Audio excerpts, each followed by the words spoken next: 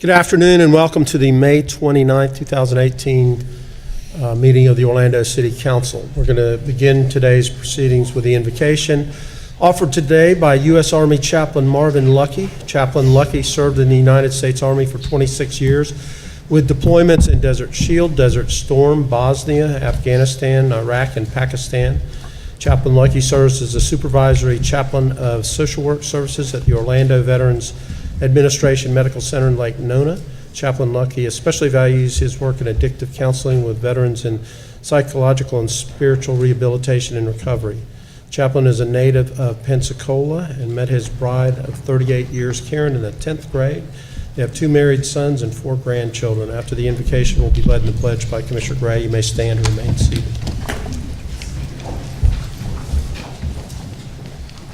Let us bow our heads and our hearts as we go to the Creator in prayer. Creator, we recognize that we are connected to a power greater than each of us. But as we connect and celebrate in that power, we can be connected by love and compassion. Today, may love and compassion go forth to lead, to give ideas, success, opportunities, that we can become a city that offers every race, creed, and color, nationality, an opportunity to succeed and build their dreams. May this city council synergize together that great things will happen, and we will lead the way in the state of Florida for success. May your blessings of love and compassion be on each and every one. And all of God's children said, Amen. Amen. I pledge allegiance to the flag of the United States of America and to the republic for which it stands, one nation, under God, indivisible, with liberty and justice for all.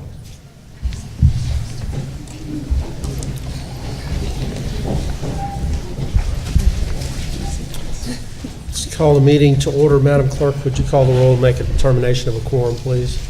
Commissioner Gray. Here. Commissioner Ortiz. Here. Commissioner Stewart. Commissioner Sheehan. Here. Commissioner Hill. Here. Commissioner Ings. Here.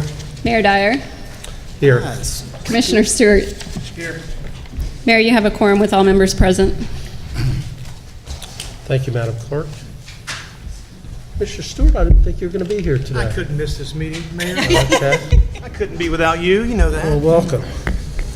Let's take up for consideration the minutes of the agenda review and city council meetings of May the 1st. Second.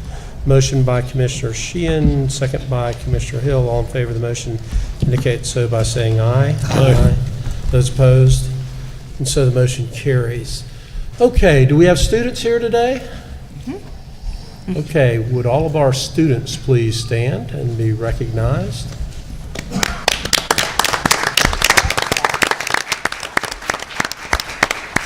And thank you for being here. Valencia students? Okay, and how about the Boy Scouts? You getting a badge for being here? Civic engagement?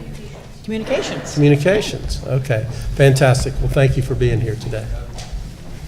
Okay, let's do the mayor's update real quick. Yesterday, of course, was Memorial Day, and I know that our residents took the time to pause and recognize the meaning of that holiday, the men and the women who lost their lives protecting the freedoms that we're able to enjoy each and every single day are not forgotten. Also coming up on June the 12th is this will mark the second year since the Pulse tragedy, and we want to keep our local resources available in mind for our staff and for our community, anyone who's seeking help. And I know that the anniversaries trigger some things for people. You can reach out to our Orlando United Assistance Center 24 hours a day, 7 days a week. You can contact them at 407-500-HOPE. We have advocates and mental health providers that are standing by, and as an update, prayer ribbons will be returning to the front of City Hall on June the 11th, and on June the 12th, the One Pulse Foundation is holding a remembrance ceremony at the Pulse Memorial at 7 p.m., which is open to the public, and we will honor our 49 angels. Okay, Ed, I understand you may have some photos to go along with this next update.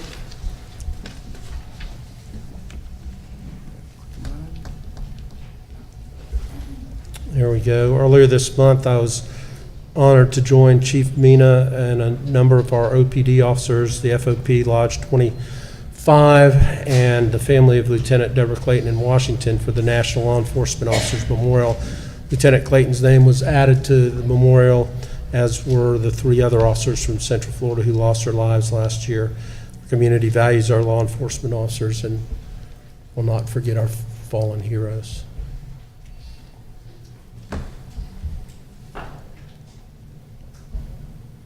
That last photo was on the mall with candlelight vigil. That chief, there must have been, I don't know, tens of thousands of people. I don't know how many total, but it was a very moving event. And the chief and the sheriff and the chief from Kissimmee laid a wreath at the tomb of the unknown soldier in honor of all 4 of our fallen heroes in a very, very moving ceremony and moving tribute. So I was appreciative of being able to accompany the OPD there. Okay, and then I do have a couple things that are on the agenda.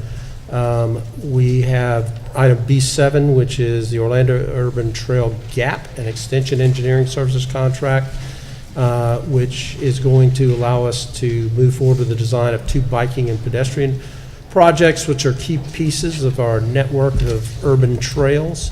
One will extend Gertrude's Walk to the south and further the completion of our downtown beltway, and then closing that other gap, which is in the north quarter area from the Colonial Overpass to the Dinky Line Trail.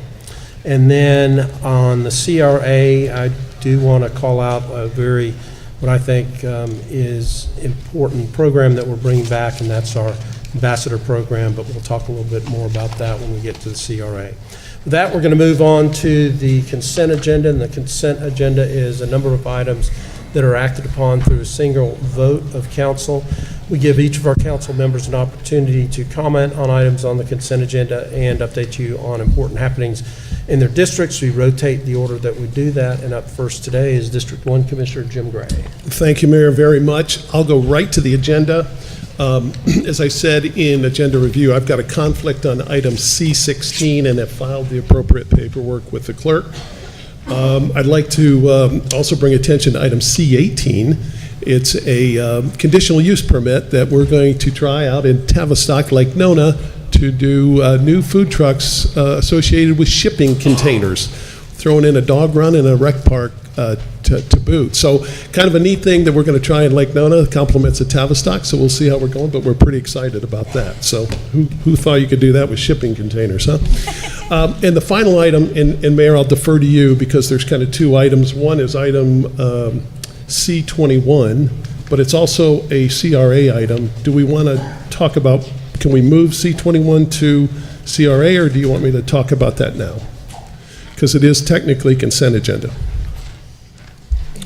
You know what, we can defer it, and we'll take up C21 right after the CRA items so that you can address whatever your issues Perfect. are at the CRA. Perfect. Thank you very much. And with that, I will pass to Commissioner Ortiz. Commissioner Ortiz. Thank you, Mayor. All right.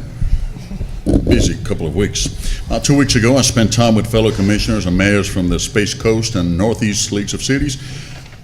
We talk about the importance of the bills regarding home rule, the results from the last elections, and share vital information on the wellness of our community. I want to thank both leagues of cities for their immense hospitality and how we're moving forward to working with the Florida League of Cities to maintain our local control.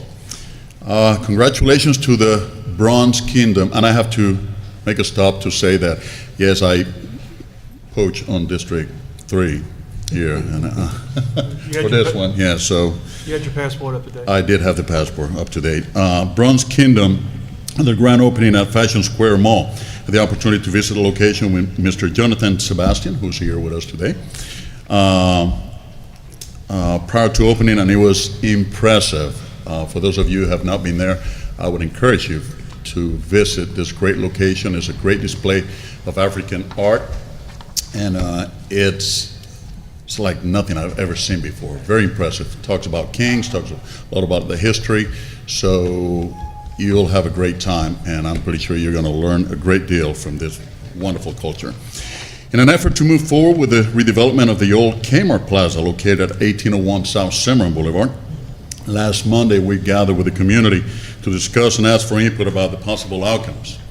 I would like to thank Ms. Sherry Gutch, who led the effort, and she did a wonderful, wonderful job, along with Mr. John Jones and George Kramer from S&ME Company. We have to talk about that title. For putting together a great presentation for our constituents. This is something that's been on hold since 2011, and as a community, we've been trying to move this particular development forward. Not to anybody's fault at the local level, but we're going to continue working together with the community. I'm pretty sure something great is going to come out of it. I'd also like to thank Gateway Orlando District for holding their weekly meeting at our Park of the Americas office last Tuesday. It's important to continue to exchange information from government to our constituency, our business leaders, and back to see what are the needs of our community. So thank you, Gateway Orlando. Great job. Last Thursday, we had a successful Neighborhood Leaders Council meeting hosted by the owner of the Taste of Yucatan. During our meeting, the Florida Department of Health joined us to educate our constituents on the topics of fraudulent businesses and to be cautious when choosing a health care provider due to the threat of unlicensed practices. This is something that's becoming a common practice. A lot of people doing business out of their homes without licensing, and so we must be very cautious. A lot of very bad, I would say, health business transactions, people doing plastic surgery and things like this out of a home. Is some pretty bad outcomes that they showed us. So please be aware of this going on out there and be careful. And if you see anybody who's doing any of this unruly or illegal business, please report them to the Department of Health. Yesterday, I had the opportunity to spend time at Cape Canaveral National Cemetery to commemorate and remember those who paid the ultimate sacrifice for our country. We must not forget those who were inspired by love, for their love to this country and their profound desire to protect it. I want to thank Chaplain Marvin Lucky, who was here earlier, for the invitation to share time on Wednesday, 23rd, with the families of our fallen heroes at the Orlando Veterans Affairs Medical Center for the last call ceremony. And last but not least, today I visited Central Florida Leadership Academy and was very impressed with their engagement while I was teaching about civics and home rule. These guys at this academy, I mean, I visit different schools, but these guys were on top of their game.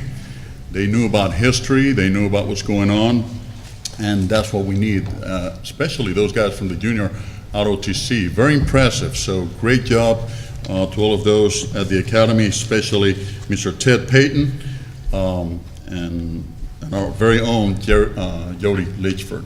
And thank you for the opportunity to come to the Academy and talk to our young folks.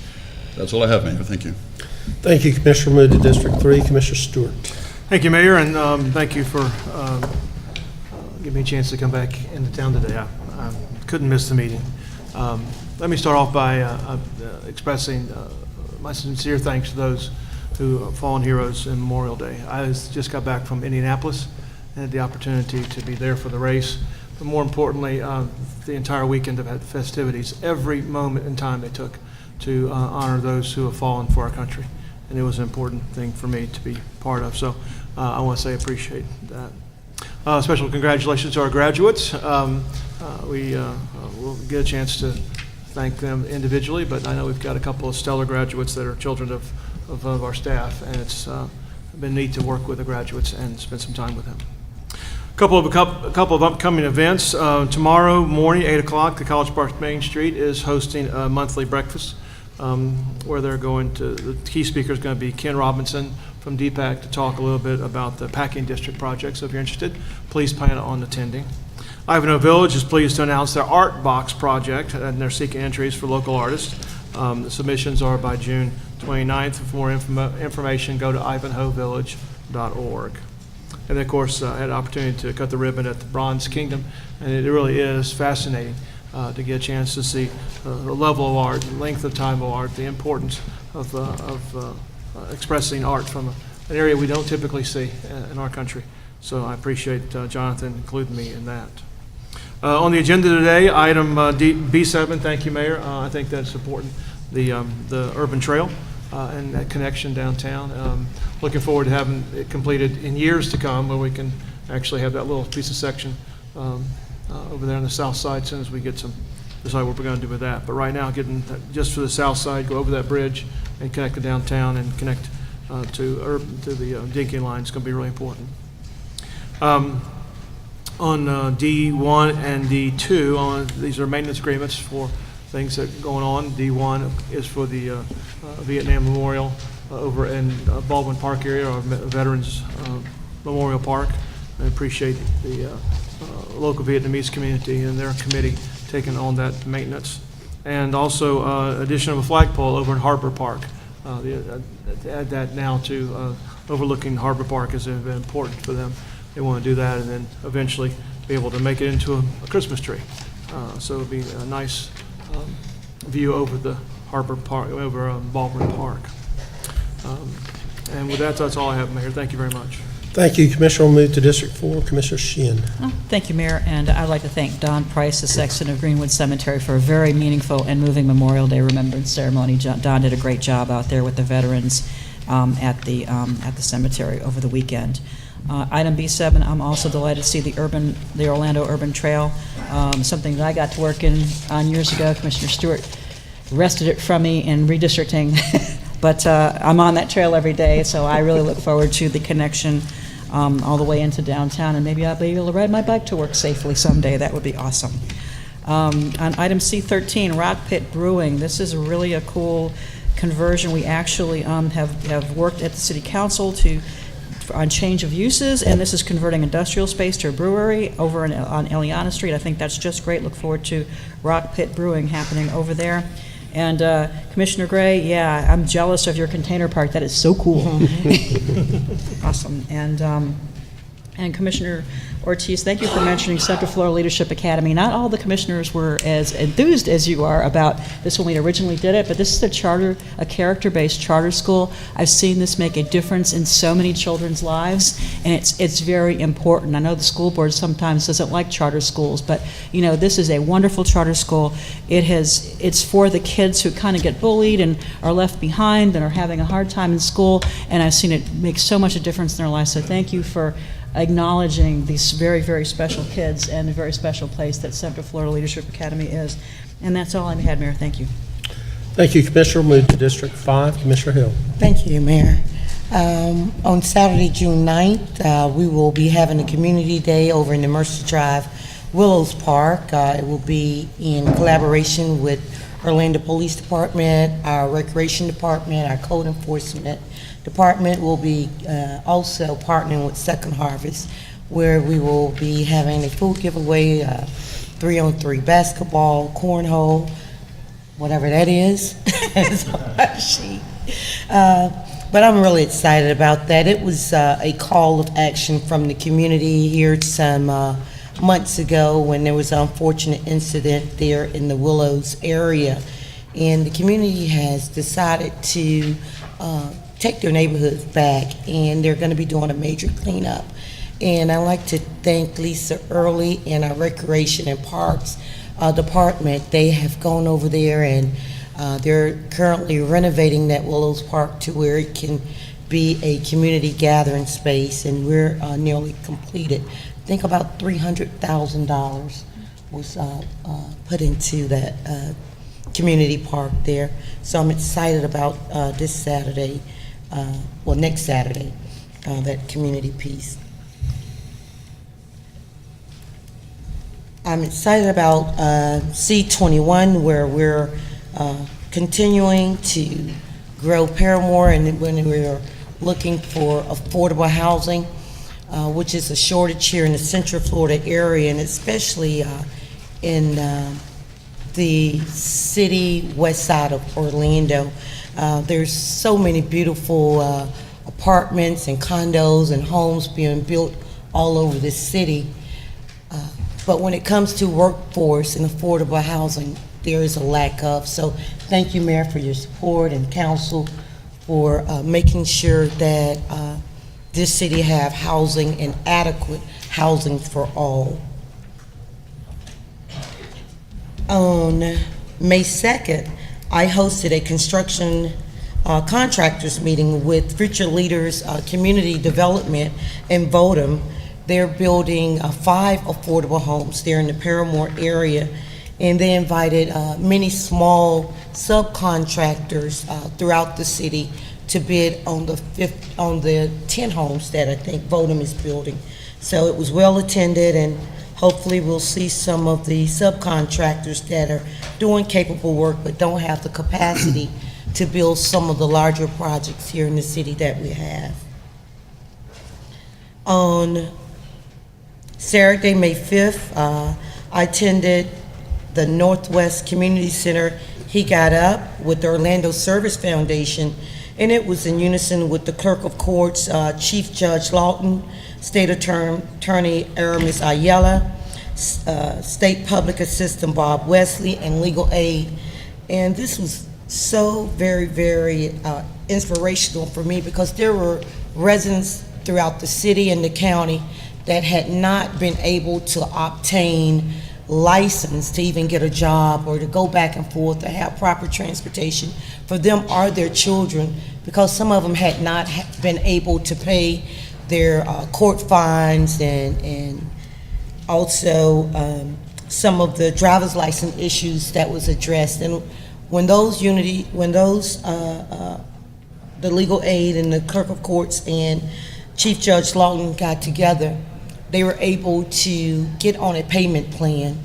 And as of, I think it was April 24th, they all went down and signed up at the Orange County Courthouse and was able to put $100 down towards their fines and obtain their driver's license, which was so important.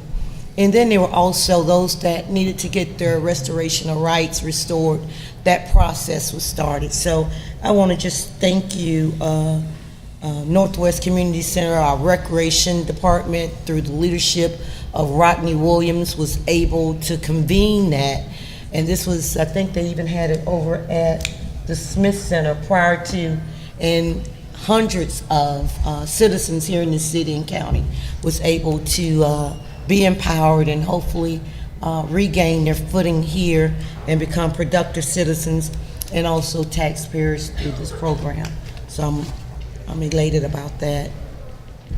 On Wednesday, May 9th, with the partnership of UCF Create, I helped sponsored a pilot program of 12 weeks that addressed at-risk youth in District 5. We had about 30 young boys that started a program to mix music and edit music through your iPad or your computer with the GarageBand.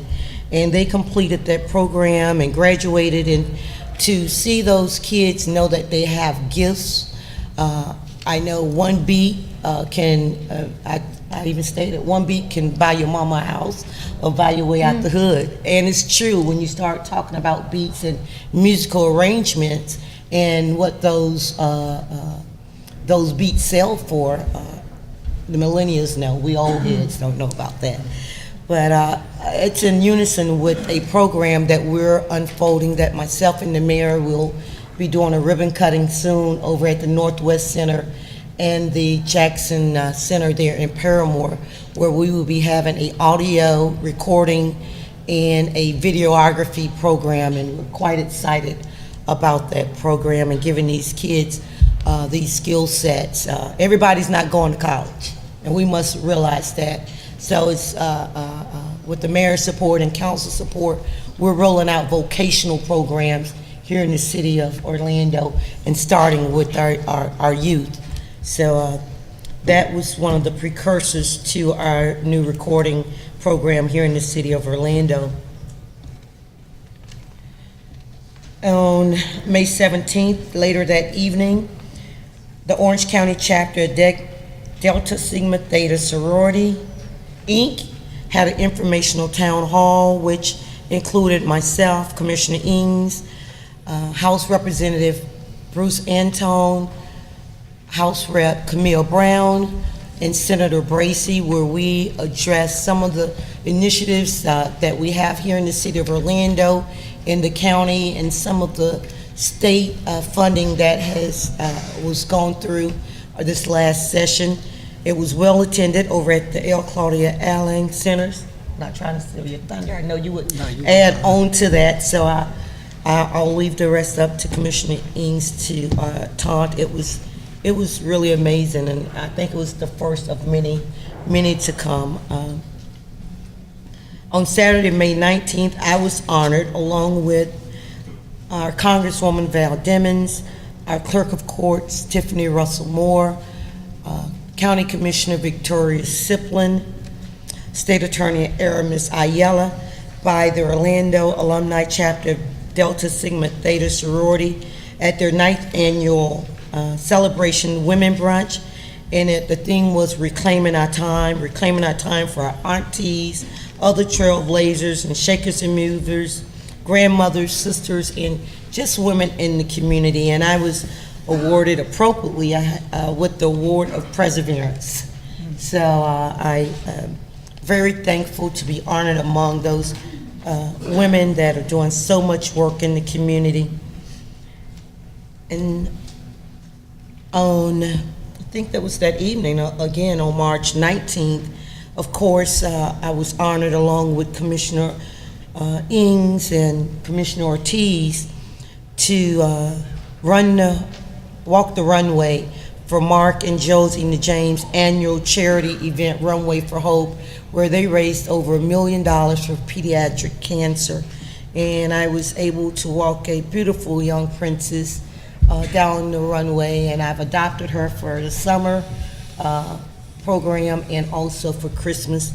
It was bittersweet for me because the young girl that I walked last year succumbed to that awful, dreaded disease. But knowing that we have people in our community fighting the good fight, the valiant fight for these families is so moving, and it's one of my favorite events. It's one of the longest events we have, but it's worthwhile.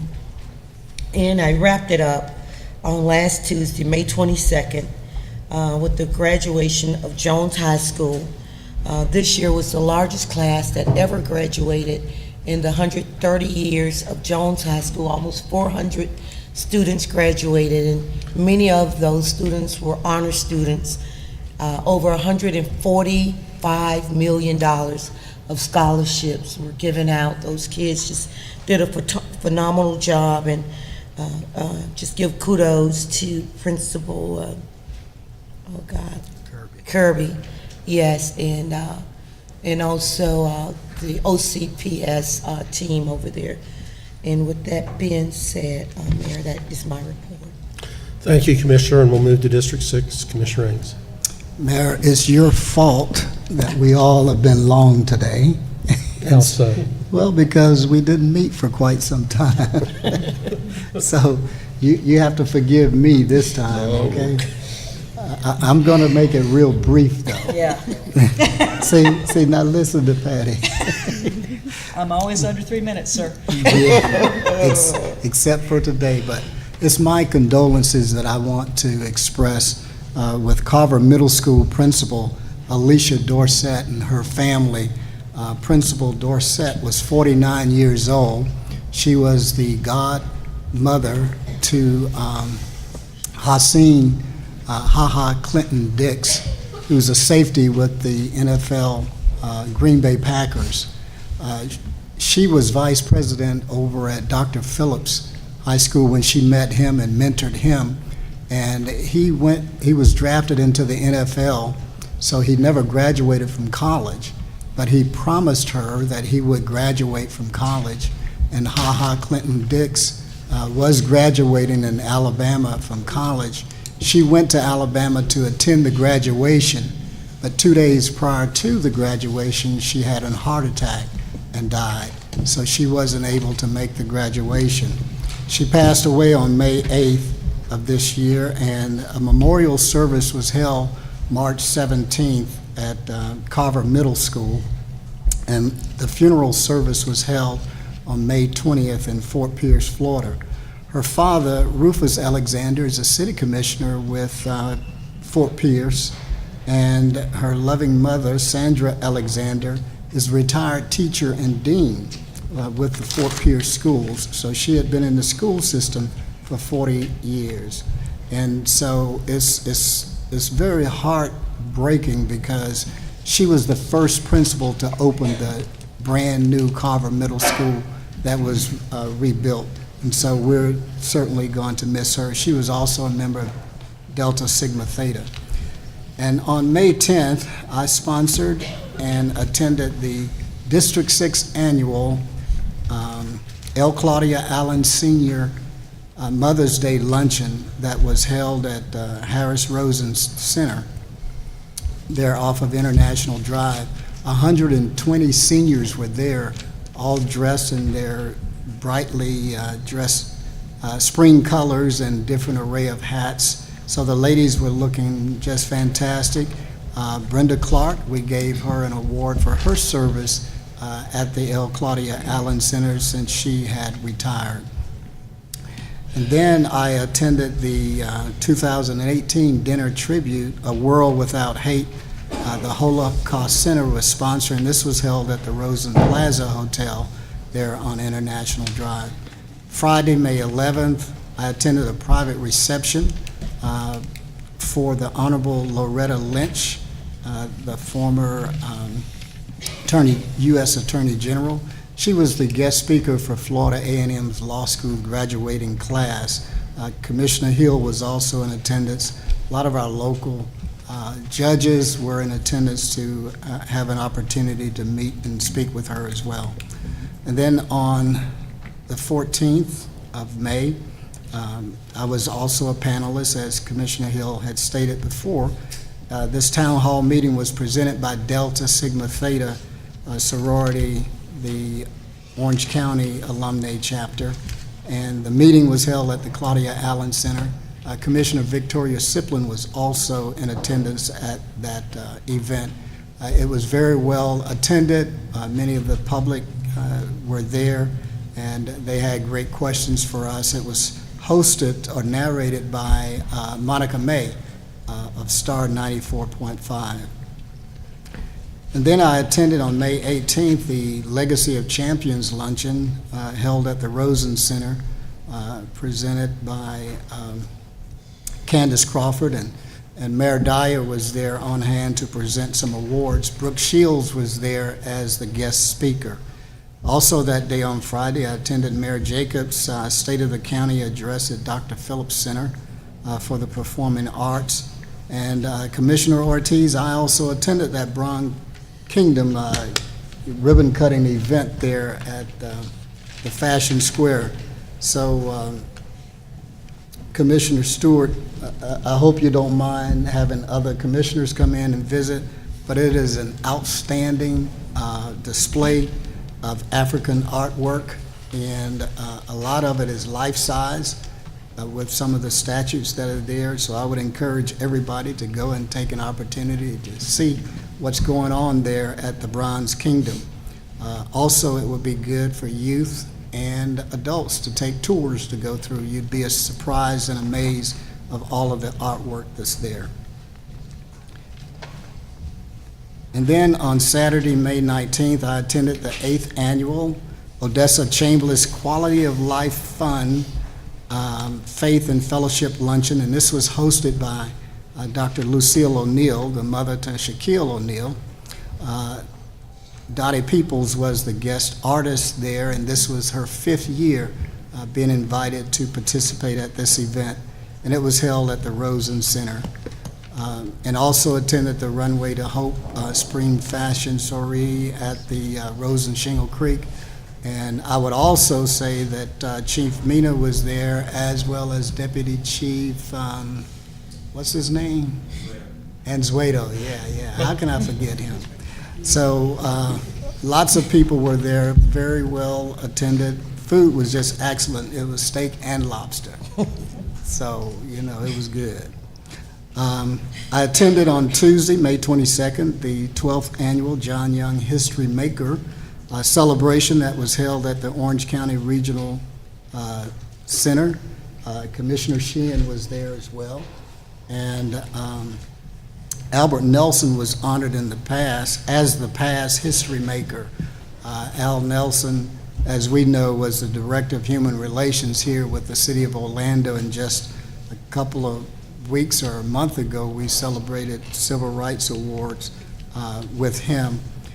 So that was a great event as well. And then on Wednesday, May 23rd, I attended and gave greetings at the Brazil America Council inaugural event that was held at City Hall and the Rotunda. Many of the young people were dancers there, and this was great seeing their talents as well. Upcoming events for me: the 4th Annual Veterans Town Hall Meeting will be held at the Dr. James R. Smith Center. It's sponsored by the U.S. Department of Veterans Affairs and the Rathman Club. Vitas Healthcare is also involved, and I'm also assisting and sponsoring this event.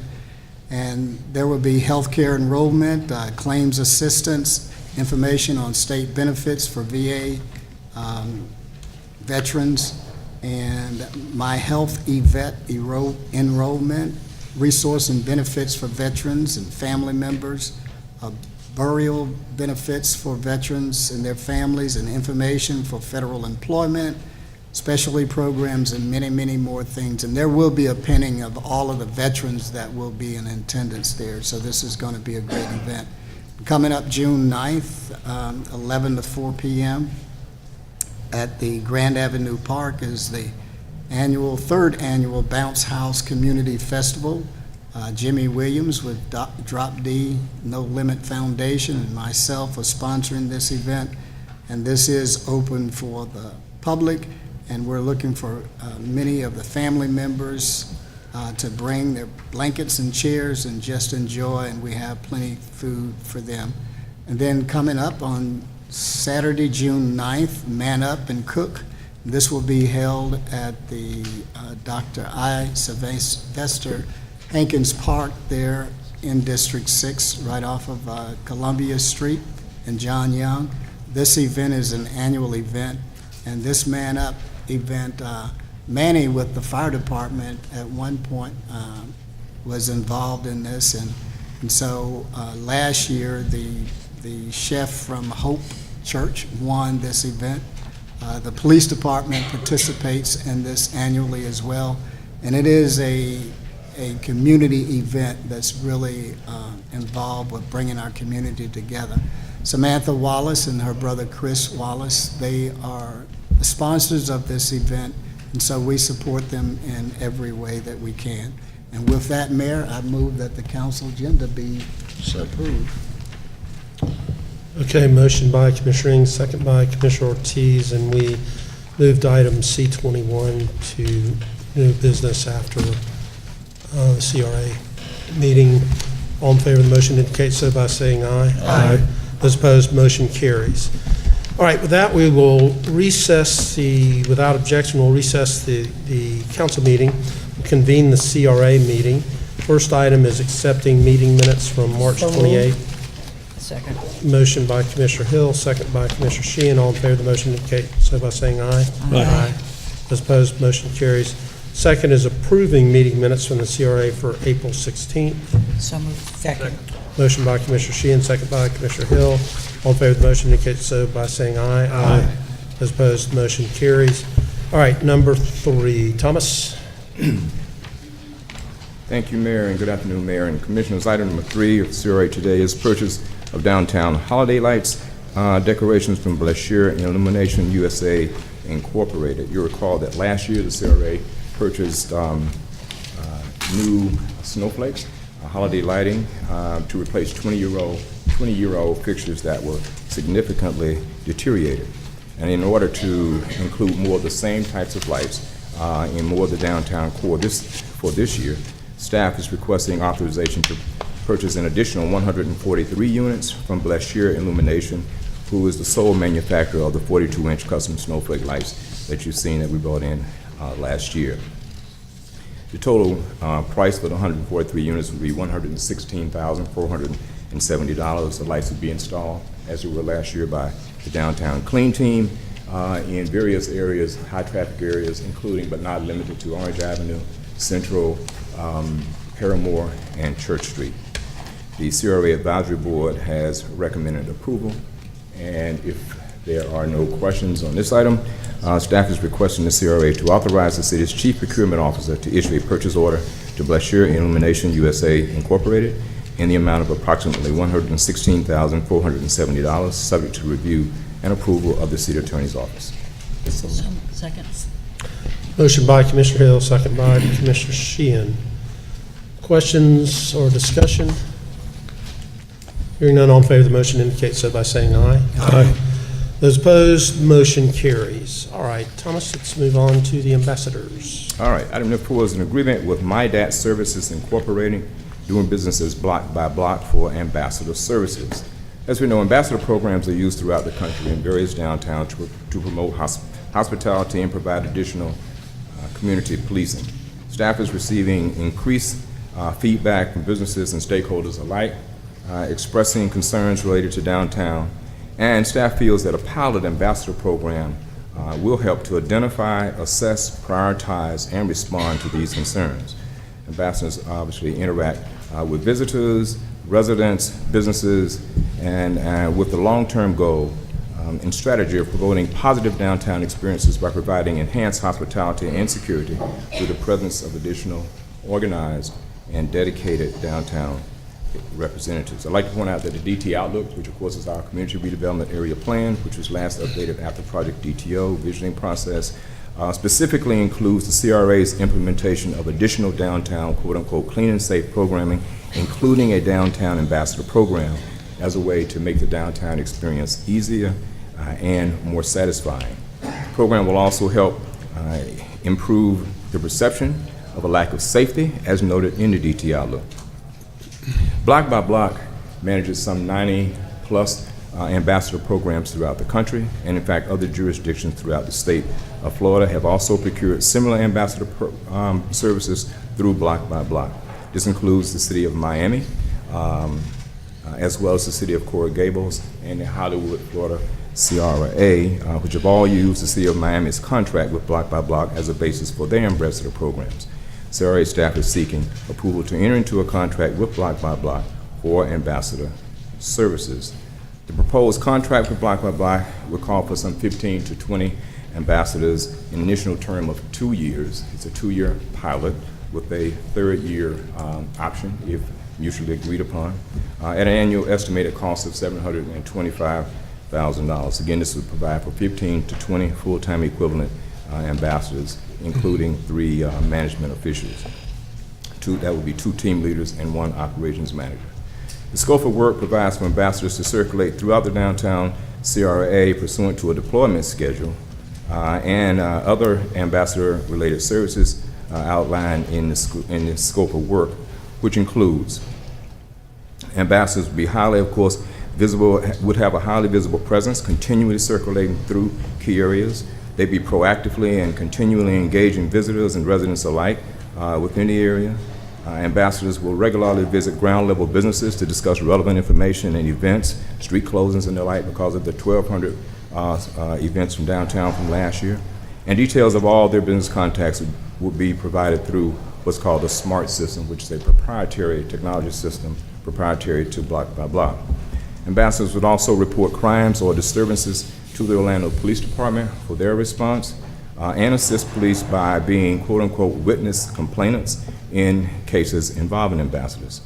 Those persons in violation of any pertinent ordinances will be engaged and reminded of the ordinances. If the person does not comply with the ambassador, then the ambassador will either document the situation in the SMART system or again notify the Orlando Police depending on the severity of the situation. Ambassadors would engage people identified to be panhandling in order to identify any legitimate needs, then subsequently suggest and communicate available services. If a legitimate gap in services cannot be identified, such as a person panhandling for quote-unquote opportunity, then, or the person refuses services, that interaction also will be documented in our SMART system. All ambassadors will be trained in the resources available to the city's homeless population and how to attain those services. Any persons who are interested in services or who appear to be new in the downtown area will be referred to the existing services specializing in assisting of the homeless. Finally, ambassadors document their activities and accomplishments, as I said earlier, using this SMART system in order to track all of their tasks. All tasks to substantiate activity, engagement with each homeless person or panhandler in order to track collective interactions, incident reports to document activities deemed to be out of the ordinary.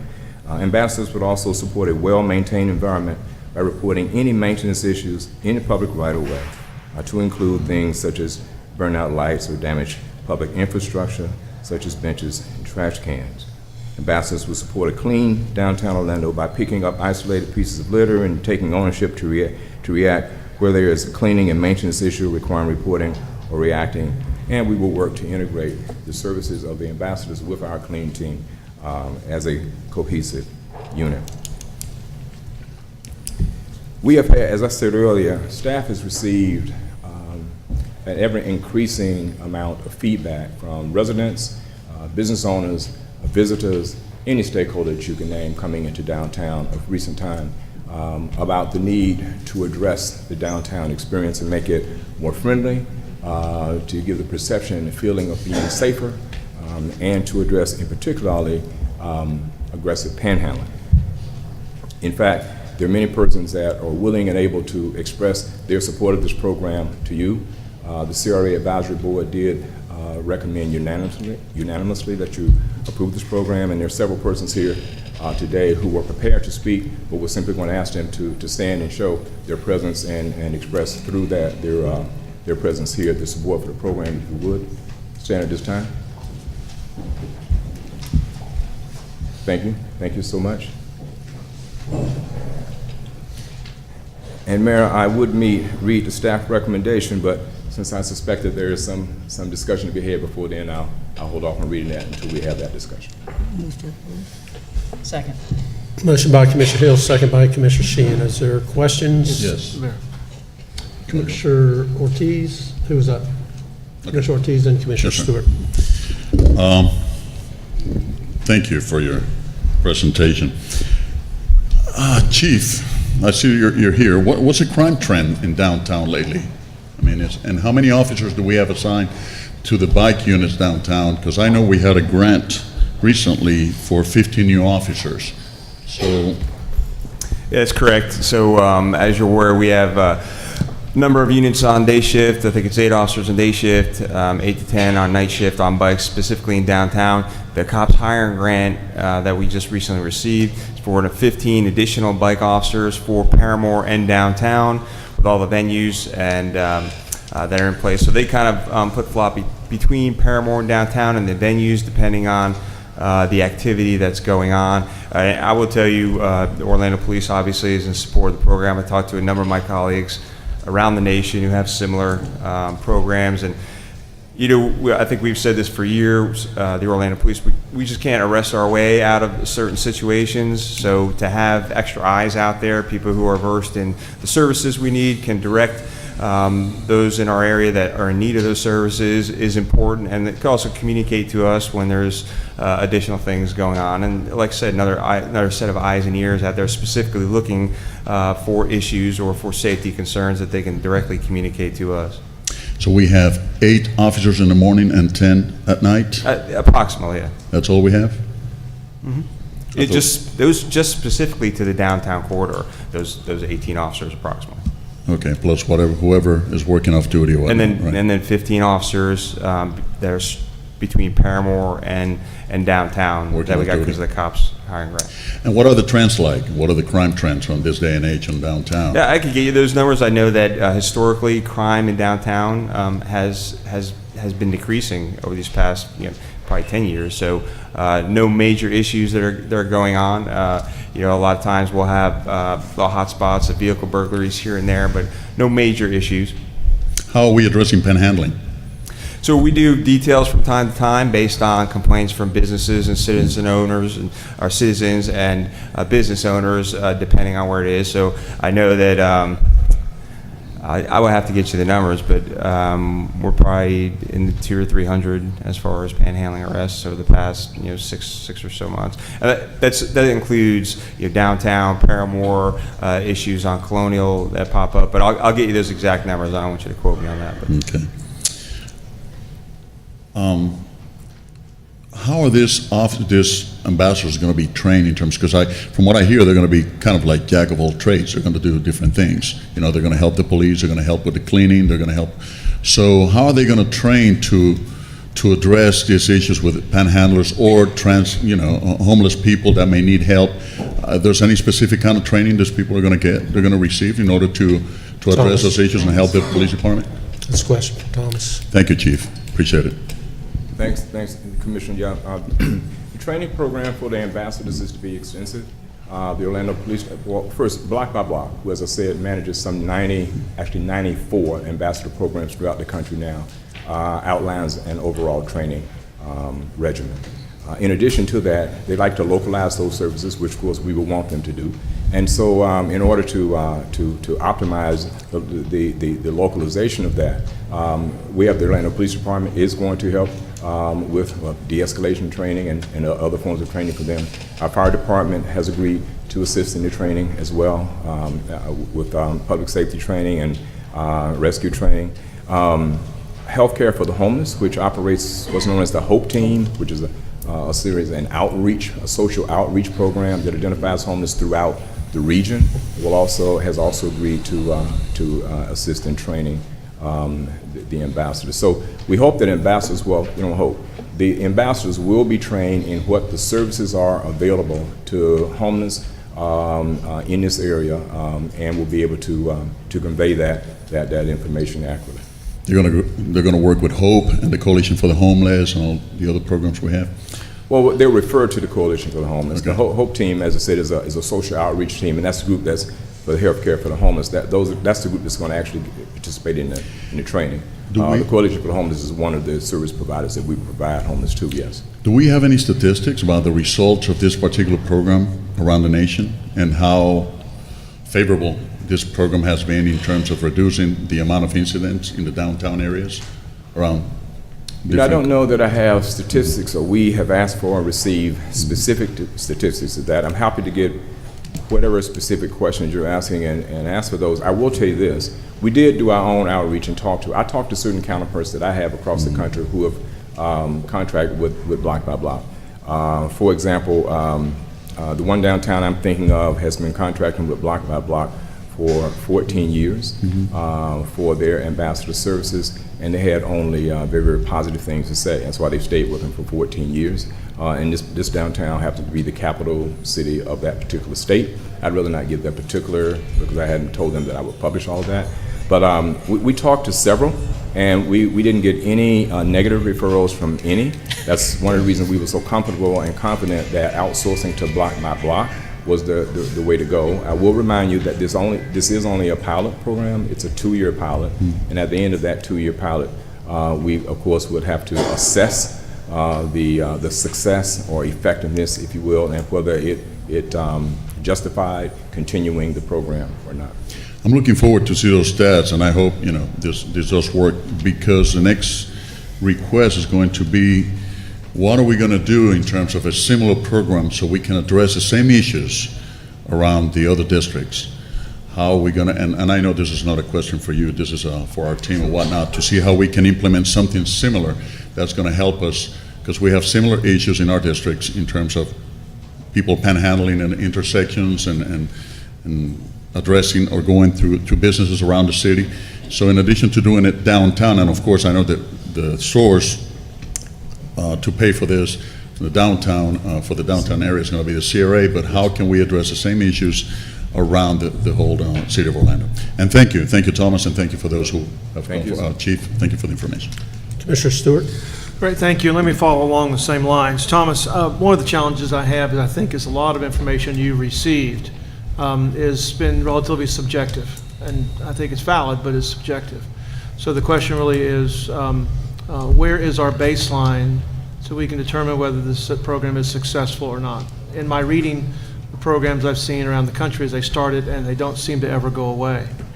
So the question is, if it's a pilot program, what have you done? Where are you looking now in terms of measurement? Is it number of complaints that have come in? Is it a quality assessment of residents and businesses? What is that measurement now that we need to know about, so that we can see that we have a baseline and we can see whether it's successful or not, especially in a pilot program.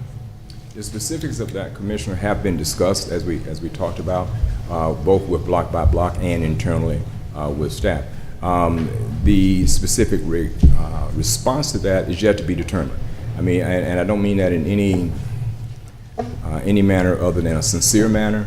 I would tell you that from where I sit, I've been blessed to be in this position now for 11 and a half years. Never has the outcry from the public within downtown been as high as it's been over the last 6 months for us to do something about aggressive panhandling in particular and other issues within the public realm as well. And so from where I sit, it will be one of the ways that I would judge success is to see if the complaints coming into our office are actually decreased. Again, you heard me say that ambassadors will be touching bases with the ground level businesses going in on a daily basis and documenting in the SMART system. So we'll get good reports as to whether things are the same, whether they're better, or whether they're worse moving forward. I don't mind being extremely candid with you and telling you that right now, in conjunction with another program that we're working on, along with our friends at the Downtown Orlando Partnership and the Central Florida Commission on Homelessness, a group called the Downtown Council, we're working on an educational program for panhandling for the public. And as the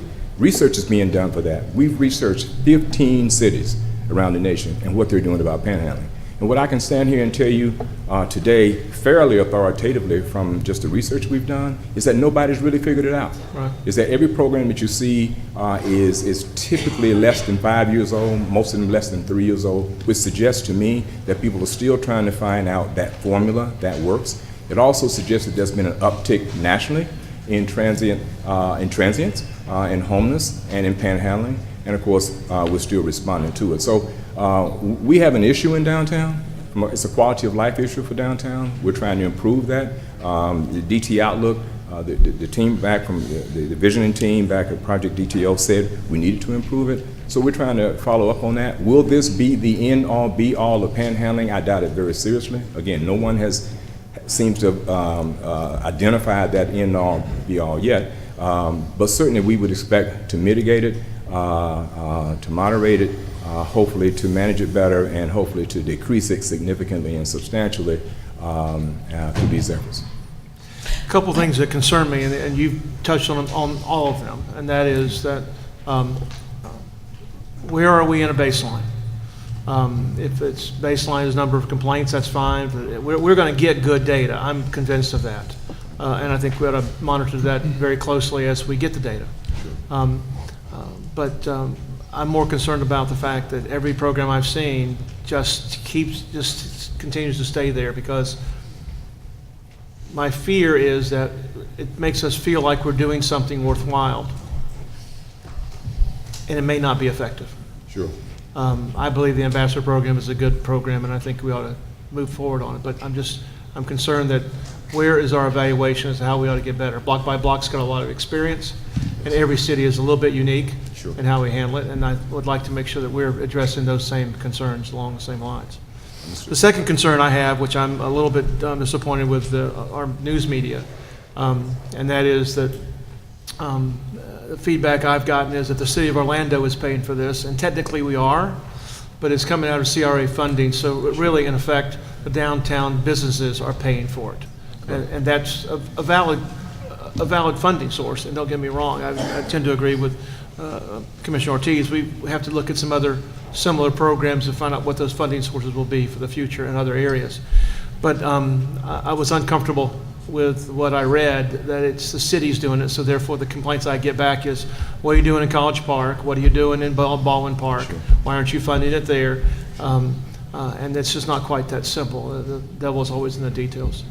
The third concern I have is the question of liability and responsibility we've seen in other locations. So the idea, I'll pick out the article that was written, that they'll be trained in de-escalation by OPD, defibrillator training by OFD, and other resources that are available.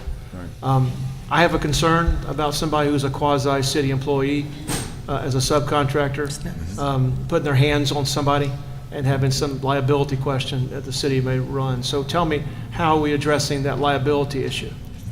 Well, as with everything we do, as you would expect, We seek and receive constant and consistent counsel from the city attorney's office. So as we've talked with block by block, again, they handle these things differently in different cities. Council has been with us every step of the way. And as we move forward, we will, as we've always done, listen to the advice of council as to the specifics of those. The training that I referenced, if that's one of my quotes, and we've done several stories, is what has been agreed to by the other entities. The point that I was making there was that we're not going this alone, that police department, fire department, healthcare, Center for the Homeless, indeed homeless services networks, our friends at Central Florida Commission, Downtown Atlanta Partnership, they're all rallying around, if you will, this program and agreeing to assist. We'll let council decide, those matters, those legal matters, and we will certainly listen to their counsel. Well, I clearly like to see what the effect of the Good Samaritan law is on those issues, because my concern is that you have somebody who's trained, who's on a bike, who's downtown, who sees something. It's one thing to pick up the phone and call. Correct. And have somebody come there, but it's also another thing to put your hands on them. I agree. And when you do, what liability do we place in front of the city council? We'll be very sensitive to that. And if training satisfies it with a subcontractor, because if these were city employees, I have a little bit different feeling, but now you have a subcontractor that you're dealing with.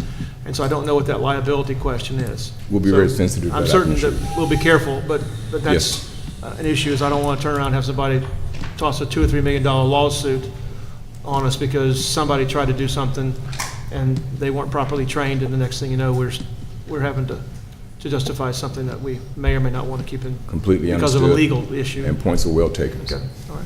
Thank you very much. Thank you, Mayor. Mayor, if I could? Commissioner Grant. Oh, thank you, sir. I just wanted to weigh in as somebody who has spent their entire professional career in downtown Orlando. I've spent 30 years officing downtown, and I've been in 5 different office buildings on the north end of town, in the Wells Fargo Tower, Midtown, and Bank of America, and 3 buildings here on the south end. And to Thomas, to your point, I have not seen the aggressive panhandling as bad as it is today in 30 years. And so I commend the notion that we're going to hire a third party who, in theory, knows best practices. Doesn't work in every city, for sure. But I think also, to Commissioner Stewart's point, there are some incidents with hands on people. But also I think a lot of what happens, and I hear this from coworkers, is that it's the nuisance factor. And where that happens is people with aggressive panhandling say no 4 times, nothing happens, there's nothing reportable. But when you ask them what you do for lunch, what they're starting to do is just say, I bring a sandwich and I stay in because I don't want the hassle factor. And that really has a negative impact on our retailers downtown and our restaurants because, again, it's not reportable, it's not a big deal, but if it happens every day, which it is happening, people just quit going out. And I don't think it's good for certainly our employees, it's not good for our restaurants, and it's not good for our visitors. So it's not perfect, but I do commend you for the fact that we're hiring a third party that has experience to work with our other groups, and I think it's a step in the right direction, so thank you. Thank you, Commissioner. Commissioner Hill. Yes, I echo Commissioner Gray speaking on. I think what we're forgetting is not just about aggressive panhandling. This ambassador program is also for visitors that's coming downtown and for the residents. We're directly across the street building Steinmax, and we're going to have more influx of people coming and wanting to go downtown and dine. Then we also are going to have 8,000 new students next year, right here coming downtown and helping them find their way.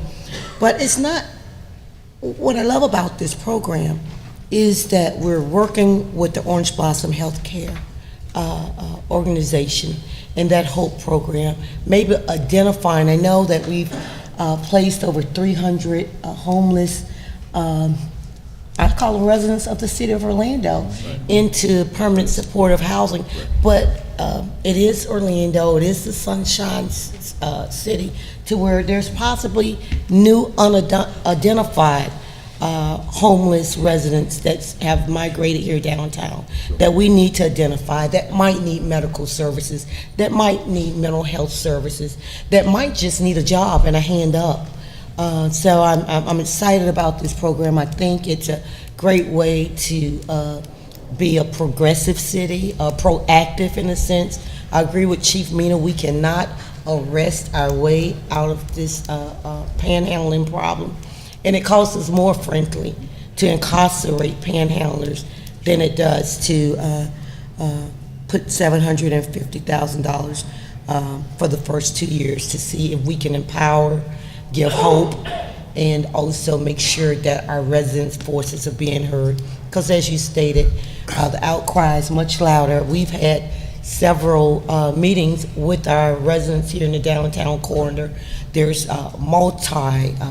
multi-family complexes coming up all the way from District 3, District 4, and right here in the center of downtown. So there will be more people moving in, and it's not just about panhandlers, but it's making sure that our downtown is a downtown for all, where everyone can be safe, and I think have a marvelous time when they come to our entertainment district. Thank you, Commissioner. Appreciate that. Thank you, Commissioner. Commissioner Sheehan. Thanks, Mayor. Well, I had a couple concerns about the ambassador problem previously, in that they weren't doing what they were supposed to. They were blogging and criticizing the city, and I really want something to be written about the conduct, that they need to be doing their job, not just joyriding around on Segways and writing bad things about the city, which is kind of what the last one was. It was unfortunate, yeah. I'm also concerned about chasing the problem from one area to another. I think, you displace, I think what my colleagues are saying is that, yeah, you've got somebody who's dealing with the problem in downtown, and then we end up dealing with it in our neighborhoods and our business districts, and we don't have the extra resources to be able to deal with that. And I've already seen a lot of, influx in Mills 50 area. We're just going to need some relief. It just can't be a matter of chasing a problem from one area to another. And while the Blue Box program was criticized by a lot of people, it actually helped. As a woman walking downtown, I wasn't chased around like I am getting chased now. I think it's because we had to do away with the Blue Box program because of constitutional challenges that this is actually happening. But I think that's something that we really need an awareness of people in downtown, is to stop giving money to people in downtown. If they stop the practice of giving people money in downtown and give it to the agencies, 15 of which we have that serve meals every single day, and the mayor and all these groups do a wonderful job to try to help people, get them into permanent supportive housing. That's a solution, not giving people money. And I think that we really need a program to explain to people that you're not helping people when you give them money on the street. You're actually creating more of a problem for everyone else. And I think that's something that we need to get out there in terms of media campaigns and everything like that. Give the money to the agencies, and we are a very helpful community. When I was talking about homeless issues internationally, there were people in Canada calling us and saying, gee, we don't have that many services in our community. And because we're so good, we end up having a lot of people moving here and staying here, but we want people to avail themselves of the services, not just simply panhandling in the street, which creates all these other issues and problems. So I'm supportive of the program, with the caveat that we need to pay attention to some of these other things that are happening. Sure. And I think we really need to make it clear to people that they're not helping the community as a whole when they give people money on the street. Thank you, Mayor. Understood. Mayor, if I could say, there's been a lot of conversation. I simply want to remind the Commission that what you already know, and that is, at the beginning of the visioning process called Project DTO, the mayor charged us with charting a path to becoming the highest quality urban environment in the nation. I would submit to you that this is another box that we have to check in order to, as we aspire to be in the highest quality urban environment in this nation. It's a downtown quality of life issue. And all the points are well taken. We understand going in that we're being scrutinized, and we understand why, and we accept that scrutiny, and we will stand up to it and be transparent, and you will know exactly what we know. I think with that smart system, we can capture a lot of data that would help us in many, many ways, and it certainly will be available to you as well. Mayor, Go ahead. Commissioner Ings. thank you. Thomas, and this is in line with what Commissioner Stewart was saying. My question is, how often will the ambassador program be reviewed or audited to determine the effectiveness and successfulness of the program? And will this be an ongoing evaluation process? Yes, sir. Well, as I said, it's a 2-year pilot. The initial term is 2 years. The agreement would allow us a 3rd year if mutually agreed upon by both parties. So I would think that obviously we will assess it on an annual basis, but certainly at the end of the pilot itself, the initial 2-year pilot will be a time where a real decision has to be made as to whether or not the investment is paying off, whether the investment is worth the return. As I said to Commissioner Stewart, we haven't developed that baseline. It's a subjective baseline, as he indicated, and it will be challenging to develop it. We will do that in collaboration with the experts, block by block, staff here, and others outside of city government, healthcare for the homeless, other service providers and whatnot in the industry. But we will develop that baseline. And so at the end of that 2-year period, I would expect to come before you with others and bring a full-fledged report. And we would have been reporting to you along the way. I don't mean that's the first time you'll hear from us, but we would expect to bring a picture then of whether or not the program should be continued or discontinued. One question, what type of uniforms would they be wearing? And how visible would they be with these uniforms? We haven't been presumptuous at this point, Commissioner. We wanted to get this vote today. So we haven't talked about uniforms. They will be uniform. They will, and I'm sorry, I didn't say this, they will walk and be on what I call police-issue bicycles.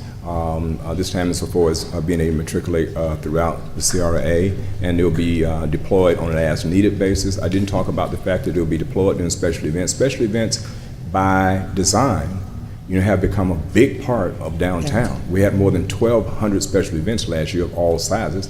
So for the larger ones, crowd control and whatnot, and the flow of crowds is important. So they'll be deployed on an as-needed basis for that as well. Next question, block by block. Yes, sir. Representatives, are there any here today? No, sir, we did not request them, but I would point out that Block by Block has sent high-level management people that have been here on the ground for the better part of a week, and during that time, they have walked downtown during the day, during the night, during the wee hours of the night, all day parts, accompanied by our night manager, Dominique Greco-Ryan, as well as officers from the Orlando Police Department. So they have come and they've assessed the situation in real time, having been here, and that's what helped them write the scope of services that we're presenting for your approval today. Okay, once the vote is approved today, when will the program be implemented? We're saying by late summer, early fall. Block by Block feels that they can move more quickly than that, but we'd rather err on the side of caution and not be able versus not being able to meet expectations. So we're saying August, September. Candidly, we think we can get it done a little before then. And the last thing, Thomas, is I just want to thank you for all that you've done to make sure that this is a very viable program that you're bringing here to the city of Orlando. So a lot of thought went into it, and I really appreciate that. I appreciate that. I stand on the shoulders of a staff, as you know, that really does that work and allows me to come up here and read the things to you that I read to you. But on behalf of all of them, I appreciate that. Yes, sir. Mr. Hill. Yes, Mayor and Council, and I've spoken with Thomas. I did strongly urge that, not the operations manager, but when we start talking about the ambassadors, that we try to find local ambassadors, and most definitely a few out of the CRA Paramore area. And that is the intent. Mayor, may I say something? Commissioner Ortiz. And something that I'm very aware of is the fact that the CRA cannot pay for police officers and that kind of service. So I understand the need to supplement the work of law enforcement. So yes, by all means, and I just want to make another comment. Let's be careful how what we ask about in terms of the uniforms, because if you leave it to the mayor, it's going to be orange and blue. Be careful with that. So, well, Commissioner is the mayor. What can I say? No, now hold on a second. You know, we forgot, and I'm kind of breaking it, going to another subject real quick. Let's congratulate the mayor, because now he's a knight.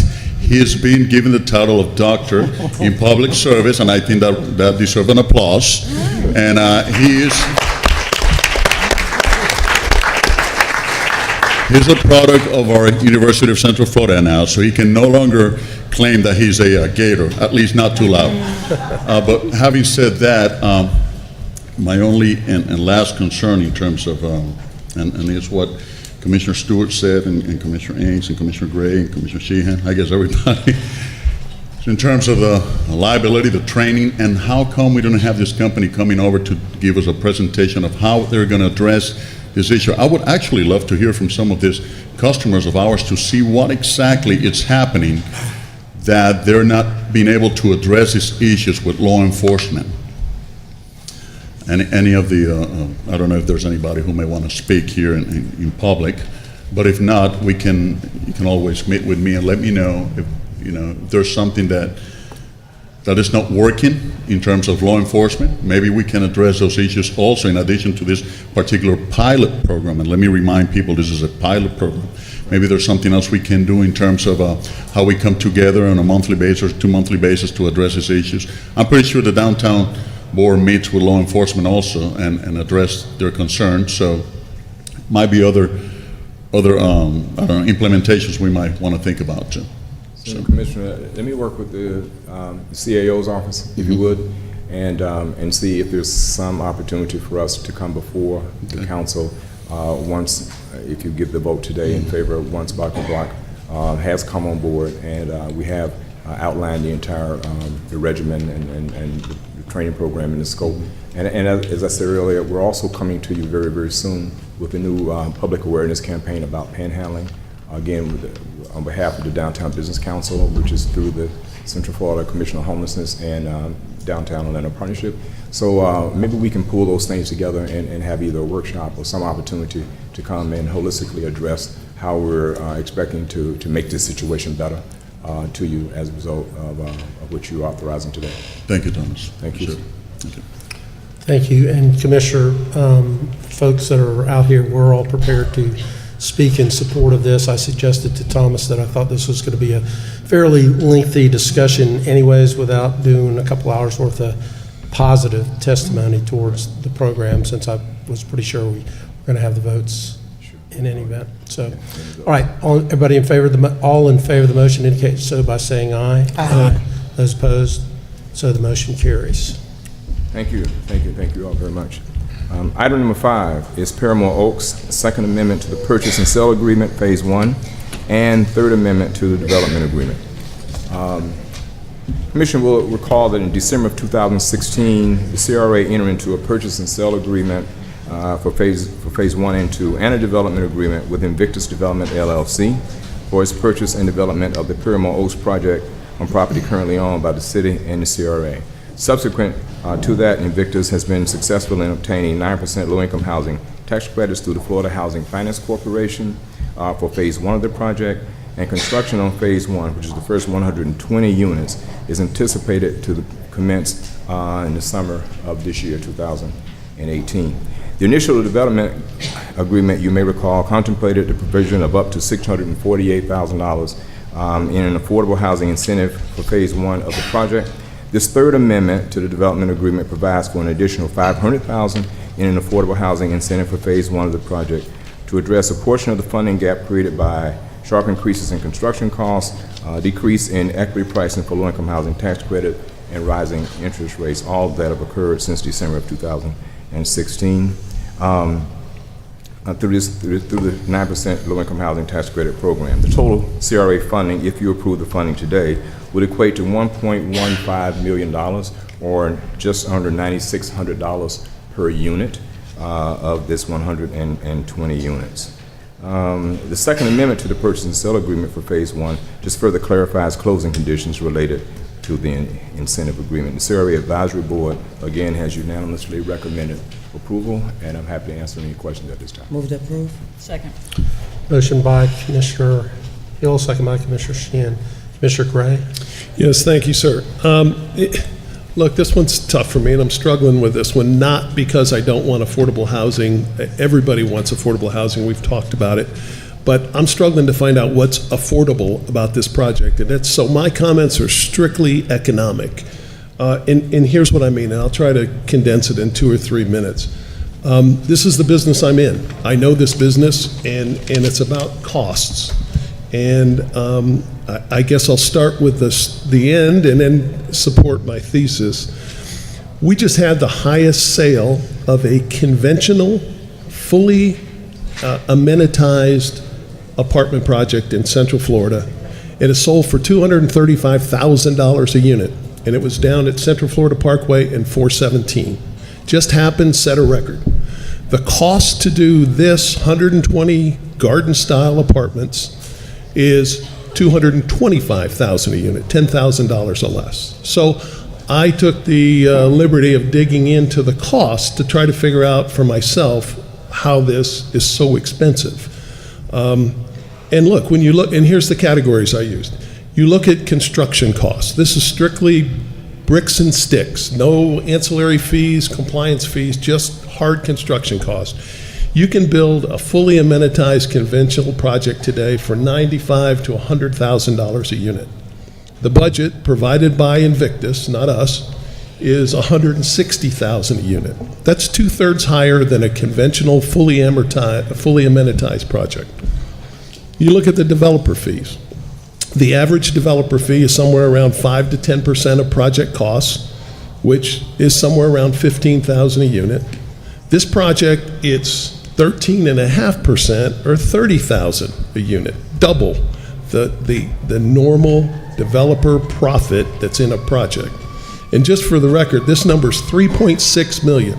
So these folks build 120 units, and their profit potential is $3.5 million bucks.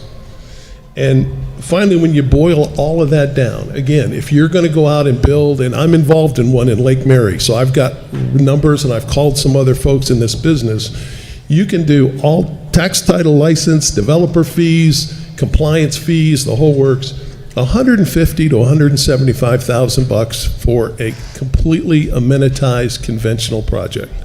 And this one's $225,000. So my math, that's $50,000 more than a conventional project. And when you add that times 120 units, you're spending $6 million bucks more than what you would if you did a conventional thing. So as I said, I know there's ancillary costs, Thomas. You got compliance fees or compliance requirements, some other things. But when I look at this, the construction costs are out of sight.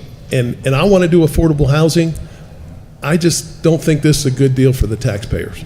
And I know we're only putting in a little over $1 million bucks, and we need all the affordable housing we can get. But I don't see where Invictus has given us a great deal. And so that's my question. Maybe there's some good answers if somebody's here to tell me, but I don't get it. Well, let me first share with the Commission, if I may, some things that I shared with you earlier, Commissioner Gray. You're comparing apples to oranges. When you compare low-income housing tax credit deals with commercial deals, they're different industries, they're different worlds. I understand the components are the same. Construction is construction, I get that part. But I do want to point out that the experts in the state of Florida on low-income housing tax credits are the Florida Housing Finance Corporation. And so they allocate the tax credits, they diligently assess and analyze and ultimately grade each and every application. And so we went back, and so now obviously they graded out this application, awarded it 9% tax credits, which means they gave it good grades. But we went back to them based on your recent concerns, and because they're the experts, we're not. And basically what they told us was this. Number one, within that industry, low-income housing tax credit industry, if I can call that an industry, the cap for the state of Florida for development fees is 16%. And so this project comes in significantly lower than that. The cap for per unit cost is $38,500 more per unit than the Paramore Oaks project. They also indicated to us that this particular project, because we told them what the concerns were, this particular project falls within the norms of the industry, and that they had no second guesses about assessing it and awarding it the 9% tax credits. So as you said, there are certain soft costs associated within this industry that don't come along with commercial projects. In fact, there are several hundreds of thousands of dollars of those in this project. In fact, more than $1 million, some of which we talked to you about earlier and gave you some notes on, and we can provide that to everybody. But it's a different animal. The last thing I'll say to you is, as I said to you this morning, I understand and I agree. But we're not writing the rules. It's not our industry. And I'll be the first to say that if there's a better way to do, a more efficient way to do mixed income housing, because this is not just affordable housing, it's mixed income. There will be some market rate as well. Then show us the way. I mean, we're certainly happy to avail ourselves to it, but as far as we know, 9% tax credits, or low-income housing tax credits in particular, are the vehicle that's made mixed income housing and or affordable housing possible throughout the country for several years. The last thing I'll say is, again, based on your concerns, we did compare this project with other projects in the pipeline, so real time, undergoing the same pressures that this project is undergoing right now. And what we found, again, we shared this with you. One other project that will remain unnamed, because I don't want to just put them out there like that, but it's from one of the largest developers that does these projects across the country. They own between 35 and 40,000 units in America. We looked at them, their per unit costs were higher than this project, considerably higher. We looked at one other project, and both of these are local projects. We looked at one other project, their per unit cost was significantly lower, but they were stick built as opposed to concrete construction. And that, as you know, is a key difference, and particularly long term. I'm not debating anything you're saying. As you and I talked about in your office, I understand this is the game as far as what's been availed to us, and so we're playing the hand that we're dealt to try and get mixed income housing, which includes affordable housing within the area. Low-income housing tax credits seems to be the way to get that done, but with that comes additional costs. And you're right, the last thing you said I would remind you of is that the CRA out of pocket here is $1,148,000, which is $9,600 per unit. Right. And Thomas, again, I'm not blaming you guys because I understand that's the game. I'm simply saying to my peers here, I don't want to be in that game because it's not fair to the taxpayers to pay 2/3 as much as it costs for fully amenitized conventional 4-story elevator type project. We got to find a better way, and the reason these guys got the credits is because we endorsed them. We did it for Lift Orlando a year ago, and that project's working, and we're doing it for these guys, and that gives them a big head up in Tallahassee over anybody else. But I'm just telling you, from a guy that's in commercial real estate, yes, sir. There's no way you should cost $235,000 to build an apartment unit. It's insane. So, guys, look, I'm just sharing with you my expertise. I can't endorse that project. It's insanity, and I can't do it. So I'm going to vote no on this one. But I appreciate you giving me the opportunity. Thank you. Yes, sir. Commissioner, I appreciate your perspective on that, but there's also some history here. Thank you. When I came into office 16 years ago, we were just completing the purchase and actually sped up the purchase of the remaining units of Paramore Village and started the redevelopment of that property. So that was 16 years ago. We went through one iteration where we ended up having to buy the property back, and then we did this totally competitive, and we didn't have a whole lot of market rate people jumping at the prospect of building a complex in Paramore at the time. So we put it out to the world to come and present whatever proposal you have related to that within the parameters of having some of it be affordable and some of it be available for homelessness. 5% and 25%, I think. Does that sound right? So this has not been an easy process, but I'm pretty convinced that at this point we got the best opportunity and best partner that we could get. Thank you. I totally agree, Mayor. I think that, and I understand where Commissioner Gray is coming from when he says commercial and residential. But I remember the almost 300 plus families that was displaced prior to you getting in office there in Paramore Village, and they wasn't tenants, they were homeowners. They were homeowners, and it's only right that the city invest $1 million to bring families back to Paramore, to be able to take advantage of the great renaissance and revitalization of Paramore, where it's now an educational hub or entertainment district, where every child in Paramore, because of the benevolence of Harris Rosen, can go to college or vocational school anywhere in the nation. It's only right that we bring workforce families here to Paramore to take advantage of that. It's bigger than $1 million. We're talking about families being able to be included with, as I stated, as Mr. Snow came in last council and talked about the utopia of Paramore. It's coming. So why not make sure that we bring mixed income? This is not a low income project. This is a diverse mixed income project. And we did, I think, got a great partner with the Victors. They're not just trying to make a profit. They have been very engaged in this community since day one, having community charrettes, getting to know the residents of Paramore, working with law enforcement to make sure that they have a proper septic program there. So working with those that's building community gardens, they really have been a great partner, and I look forward to this project coming forth. It is a key anchor with the 15 homes that we're building around that project, and it is the development of the south side of Paramore. I know we're getting ready to eventually transfer PKZ down to District 6 on the other end of Paramore, and we need families there. We need families there, and to say $9,000 per unit, I'm in agreement with that, because they're not just giving us sticks and plywood. They're giving us oak cabinetry. They're giving us granite countertops. They're not doing it on the cheap. They're putting multi-use apartments there that's comparable to Lake Nona. That's comparable. Commissioner Hill, it's not a Lake Nona That's thing. comparable to College Park. That's comparable to Ellsworth. Yes, it's time for the people in Paramore to live just like the haves and not get a product for the have-nots. As I said, Commissioner Hill, it's not about need, it's about economics.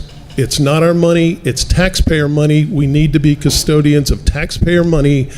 And construction's construction, affordable or not, you're spending 2/3 more to build this project than you can build a conventional project, and that's just sticks and bricks. So I'm going to stop, but please, it's about spending taxpayer money. I don't want to be flippant with taxpayer money. Right, and I think the CRA funding is for blighted communities.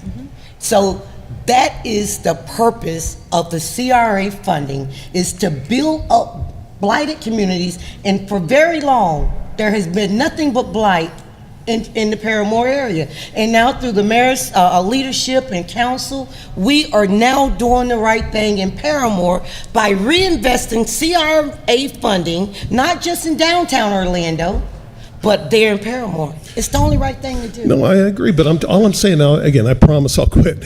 We need to do it. But I'm saying if we're efficient with taxpayer dollars, we can get more affordable units. It's not about doing just 120. If we watch our budget, we can maybe get 150 or 200. We can get more affordable. Well, what I really want to see, Commissioner Gray, with all due respect, is you and some of your commercial buddies start putting some affordable housing or mixed income housing over in Lake Nona. Mayor, Can I jump in? Mayor Dyer. Mayor Dye. Okay. Mayor Commissioner Dyer. Ortiz and Commissioner Ings. All right. Commissioner Gray has offered his expertise, which I think is our very own expert on this particular field. Really? I'm going to bring the accounting side, which was my side. And as Commissioner Gray just said, it's not about we all want that project. But if we are careful with our monies, we'll be able to do more with less. That's what he's trying to convey. It's not that we don't want it. And we want all these things that you're talking about, Commissioner, by all means. And you're right. Our community, Paramore community, deserves that and more. But let's be careful how we allow this particular deals to come about. Remember, the community is benefiting from one side. There's other people who are benefiting from the money side. And these are taxpayers' dollars, and we got to be careful, because Paramore people are also taxpayers' dollars, and I'm pretty sure they want their monies to be utilized in an efficient manner. So I think Commissioner Gray's point is well taken. Yeah. He's basically talking about utilization of monies in an efficient fashion, and I think that's what we're here for. That's our duty, to make sure that every dollar we spend is guided in a transparent and responsible fashion. So, with that said, I agree with Commissioner Gray, and I won't be able to support this I call particular for the project. vote. Mayor. Commissioner Stewart. Thomas, I've got a couple of questions. Yes, sir. So let's talk about, I'm going to support it, and I'm going to support it for a variety of reasons, because the investment that we're making is basically $9,000 per unit, and I think that's a fair investment. Yes. I agree with Commissioner Gray, and as I've shared with you, I want to see some numbers. I run a business, and I've done that for 40 years, so I'd like to see some numbers on this. I have a concern when you begin to start having a higher cost per unit. Where is the, and I guess, as the mayor said, 25% in affordable housing there, and the rest I would assume is market rate housing, Mayor? Well, 5% is set aside for supportive housing. Right, and then is it 25%? 70% would be Market market rate, Okay. somewhere in there. So I guess I'm asking from a standpoint of dollars and cents is, what's the funding stream that controls or helps control the affordable housing portion over there? In other words, you're at a stage, and I'm looking at the dollars and cents, so about 25% is going to be subsidized somewhere along the line. What's the funding stream that subsidizes that? We've been talking about investment costs. Cost of Right, I construction, understand. cost of I'm design. flipping on the other side now. Now there's, You're on operating now costs. now we have a built building that's got $225,000 per unit. So it just so happens that I anticipated that question. So I had Paula Rose here, who's president of Invictus, because I think she's able to answer much more Okay. aptly than I can. Paula? And that was a joke. I didn't anticipate the question. Thank you, Thomas. Good afternoon, Mayor and Commissioners. I appreciate the opportunity to speak. I want to be sure I understand the question, Commissioner Stewart, though, so if you could ask again, because it sounded to me like there was maybe a misunderstanding about the unit mix and the income mix. Yeah. And I just want to be sure that. Well, tell me what the unit mix is. The unit mix is 80% affordable, 20% market rate. And of the affordable units, the maximum, well, until Congress just passed a law allowing income averaging, but I don't want to cloud this, the maximum is 60% of the area median income. Those units that are affordable, the 80% of the units have to be affordable to those people. We also agree of those units to set a portion aside, which is 10% of the overall, for the very low income, extremely low income as it's described by Florida Housing. And those are people, that's defined as a 40% of the area median income for Orange County. It varies from county to county. Half of those units then are set aside for homeless, okay? So we have varying income bands, but only 20% are market rate. Now, I say market rate with caution because we're not planning on charging Orlando market rates. What we're doing is leaving those units unrestricted. And what they do is help us afford the units for the homeless people. Because as you might imagine, they're not going to be able to pay rent.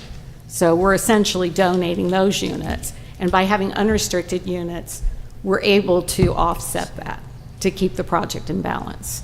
So you had 20% is going to go at effectively market rate. Right. And the other 80% has got some kind of subsidy, whether you're going to subsidize them yourself by having a higher market rate. No. Where's the other balance? I'm trying to understand is, tell me how this thing's going to work when it's over. Okay. Because the idea is that if you got, I don't care if the units cost $400,000. I'm looking at a different perspective. My perspective is, how are we going to get 80% in there? How is there going to be an ability to make sure the 80% are served, and where's that funding source going to come from? Okay. In such a way that this is operational. Okay, here's how the program works. First of all, it's a federal tax Right, I understand. program, so the only local dollars are those that Thomas has described. The federal program works because what they do is give tax credits that we can sell and get equity for. Right. That equity is equity. It doesn't have to be repaid. So that lessens the amount of debt we have to carry on the property. And because we don't have to pay high debt service payments on the property, we don't need to charge high rents to cover it. In fact, in order to get those tax credits, we promise for 50 years we will not charge higher than what is affordable to 60% AMI or less. So that's what the tax credits is what makes it possible for us to keep those units affordable long term, because we're not carrying huge amounts of debt. Okay. All right. Well, somewhere along the line, Thomas, that you and I mentioned, I want to see kind of a spreadsheet that tells me that. Absolutely, and I understand it conceptually, but I'm more concerned about understanding it from a dollars and cents standpoint. As I said, I'm going to support it, but I understand Jim's concern, and that is that how do we maximize the investment we're making to the maximum number of affordable housing units? Our city is only 8,000 to 10,000 units behind. Right. Okay, and so we got to make it up every time we get a chance to make it up. Absolutely. And so I'm concerned about that. So the future operation is the other part that concerns me. Is what does tax credits do for you? How can you accomplish that task? Because there may be others that we want to approach to accomplish the same task. Okay. And we're always looking for alternatives. Yeah, well, I understand. For ways to do that. So I would be happy to sit individually with any of you, and in fact, I would love to sit down with any of you who might have contacts with the construction industry, suppliers, laborers, because we will take any opportunity we can to reduce the cost side of this. I'd be very open to any assistance. Please contact my office and let's do that, if you don't Okay. mind. Thomas, here's the other concern I have, and I guess probably really addressed to both of you. This is the third amendment. That's now going to $1 million. We started at 75, it went to $500,000, and now it's at $1 million. And my concern is a concern of, is there going to be a Fourth Amendment? Is there going to be a Fifth Amendment? Is this the cap of what we're going to spend? $9,600, I think, is a fair cap. But is there a possibility of other, with the increase in cost, are we having to absorb that increase in cost of building construction? My understanding and the understanding that I've conveyed with Invictus is we do not anticipate an additional request from them at all regarding phase one of the project, period. Is there anything you would add to that, Paul? Yeah. So that's the understanding that we have, Commissioner. Okay. All right, so we're capped out our exposure of CRA money at this level? This is our deal, Okay. $9,670 a unit. Okay. Yes, sir. All right. And I will point out, as I did to some of you and tried to remind you in briefings, this was not unexpected at all. And in fact, this is consistent with the original projections that Invictus brought to us in their application for 9% tax credits. And so this number had been contemplated some time ago, or a similar number, I should say. The order of magnitude had been contemplated. Look, I am thrilled if if the city can invest $9,600 into affordable housing units and get them built. Then I'll take all the extra money we can and we'll accomplish that task. So I'm thrilled about that. Okay. But I want to make sure that it doesn't go from 96 to 12 to 12.5 and all of a sudden you begin to having the city absorb a cost that the business ought to be able to anticipate. Understood. And this is our deal. Period. For phase I understand. one. Right. Thank you very much. Thank you, Mayor. Thank you, sir. Commissioner Ings? Yes, Mayor, I call for the question. Okay. All in favor of the motion indicate so by saying aye. Aye. Those opposed? No. Okay, passes 5-2. Is that all the business to come before the CRA, Thomas? That's it. Thank you, Mayor. Okay, then we're going to adjourn the CRA meeting. We're going to reconvene the city council meeting. We're going to go to new business item C21, which is the... Mayor, we need to go back. Oh, I'm sorry. You just said that. You're ahead of me. I'm sorry. Which is item C21, which is the companion that was on the consent agenda. Is there a motion for C21? So moved. Second. Motion and a second. All right. Jonathan, this would be the appropriate place for you to have comments since this is on new business if you want to. I am delighted today to You got to come to the podium. Come to the mic.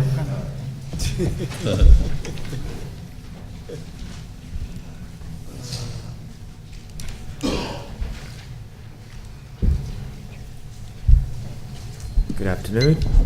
I am really delighted today to express my personal appreciation to Commissioners Ortiz, Commissioner Stewart, and Commissioner Ings, who came to the Bronze Kingdom and who saw this magnificent, majestic addition to our city landscape. It is designated by the Cultural and Heritage. Jonathan, are you here? Were you? The card that I have is to speak on the Paramore Oaks Second Amendment to the purchase agreement. I think that one of the things that happened is when I put in the general appearance form, I originally wanted to speak to the Paramore Oaks issue, and I think that was inadvertently transferred. But I'll conclude that, and I'll speak to the Paramore Oaks issue. You don't have to. It's a 5-2 vote. We know that's going to happen. So why don't you come back up at general appearance and talk about the museum? All right. Okay. Thank you. All right. All in favor of the motion indicate so by saying aye. Aye. Those opposed? No. Okay. Passes 5-2. Okay. Let's have some fun. Let's elect some mayors pro tem. We'll move on to new business. For the public, every year we elect a mayor pro tem 1 and a mayor pro tem 2, which steps into, if the mayor's out of town or incapacitated, the mayor pro tem 1 first would step in to serve in his stead, and then the mayor pro tem 2 would step into the stead of the mayor pro tem 1. And we have some tradition, but I'm not sure who's up. Is there a motion Yeah. from somebody?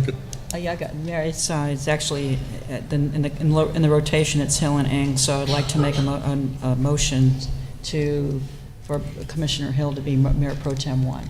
Okay. Second that motion. Motion is second for Commissioner Hill. Without objection, we'll close the nominations. All in favor of Commissioner Hill indicate so by saying aye. Aye. Those opposed, so the motion passes. Congratulations, Commissioner Hill. And for Pro Tem 2, I'd like to make a motion for Commissioner Ing, since he's next in rotation. Second. Okay. Motion and second. Without objection, we'll close the nominations. All in favor of indicate so by saying aye. Aye. Those opposed, motion carries. Congratulations, Commissioner Ings. All right, Pro Tem 1, Commissioner Hill. Pro Tem 2, Commissioner Ings. Congratulations to each of you. Thank you, sir. Okay, I've scribbled all over my paper. I can't see what we actually have coming up, but it is the order hearings rescission of the Lee Vista Development of Regional Impact. Is there a motion to approve? Commissioner Gray? Yes, I'm sorry, sir. Motion to approve. Second. Motion is second. We'll open it up for anybody from the public that would like to testify regarding this matter. Close the public hearing. Discussion. All in favor of the motion indicate so by saying aye. Aye. Those opposed, motion carries. Okay, you're up, Madam Clerk. Hearings, ordinances, second reading, number 1. Ordinance 2018-22, an ordinance of the City Council of the City of Orlando, Florida, amending the city's adopted growth management plan to change the future land use map designation for a portion of approximately 514 acres of land generally located west and east of State Road 417 and north and south of Lee Vista Boulevard, from office medium intensity in part to industrial in part, from urban activity center in part to industrial in part, and from industrial in part to office low intensity on the city's official future land use maps, amending sub-area policy S.39.4 to revise the development program, providing for severability, correction of scrivener's errors, and an effective date. Move to adopt. Second. Motion by Commissioner Gray, second by Commissioner Ortiz. Is there anyone from the public that would like to testify on this matter?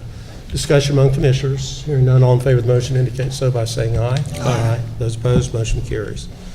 Number 2, Madam Clerk.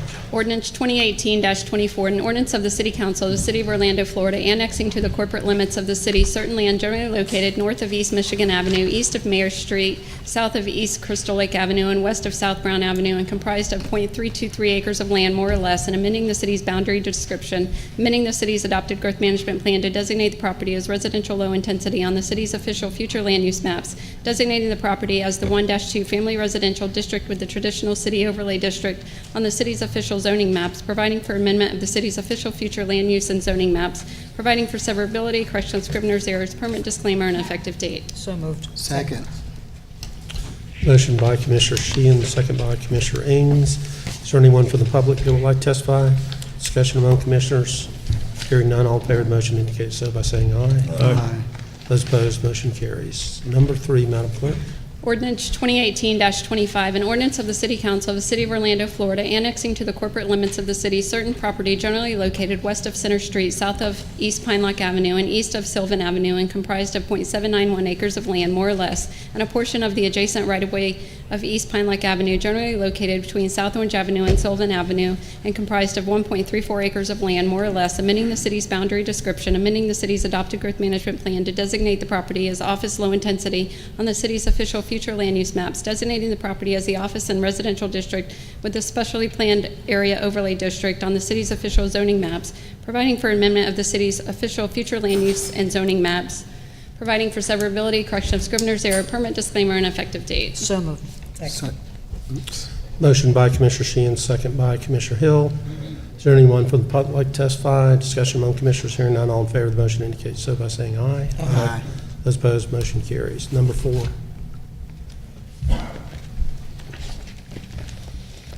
Ordinance 2018-26, an ordinance of the City Council of the City of Orlando, Florida, annexing to the corporate limits of the city certain land generally located south of East Grant Street, west of South Fern Creek Avenue, and east of South Shine Avenue, and comprised of 1.81 acres of land, more or less, and amending the city's boundary description, amending the city's adopted growth management plan to designate the property as residential low intensity on the city's official future land use maps, designating the property as the 1-2 family residential district with the traditional city overlay district on the city's official zoning maps, providing for amendment of the city's official future land use and zoning maps, providing for severability, correction of scrivener's error, permanent disclaimer, and effective date. So moved. Second.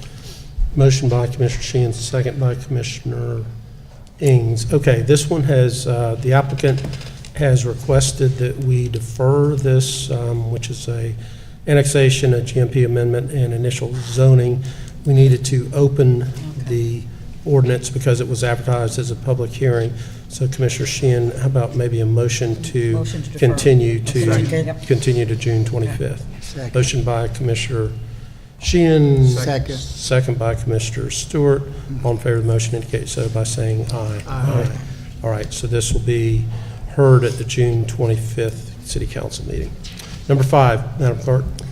Ordinance 2018-27, an ordinance by the City Council of the City of Orlando, Florida, amending the Code of the City of Orlando, Florida to repeal and replace Chapter 63, Part 2C, floodplains, to adopt flood hazard maps, to designate a floodplain administrator, to adopt procedures and criteria for development in flood hazard areas, to amend Chapter 65, Part 1I, Public Works Director, to amend Part 6D, Floodplain Development Permit, to amend Chapter 65, Part 6E, Floodplain Variances and Appeals, to amend Chapter 66, Definitions, and for other purposes, providing for applicability, codification, correction of scrivener's errors, repealer, severability, and effective date.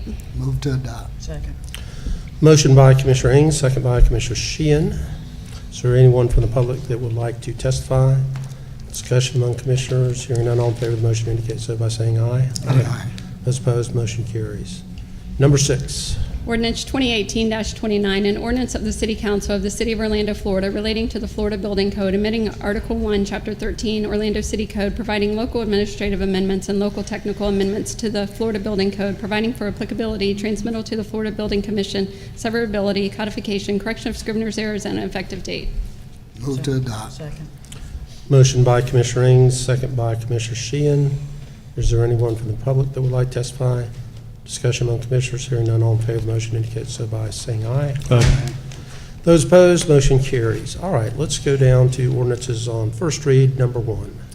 Ordinance 2018-28, an ordinance of the City of Orlando, Florida, amending and restating the plan development zoning ordinance of certain property generally located north and south of Lee Vista Boulevard and east and west of the Central Florida Greenway, commonly known as the Beltway Commerce Center, and comprised of 514 acres more or less, providing conditions of the plan development zoning district, providing for severability, correction of Scrivener's error, and permit disclaimer and an effective date. Move to approve. Second. Motion by Commissioner Gray, second by Commissioner Stewart. Anyone from the public like to testify? Discussion among commissioners. Hearing none, all in favor of the motion indicate so by saying aye. Aye. Those opposed, motion carries. Number 2.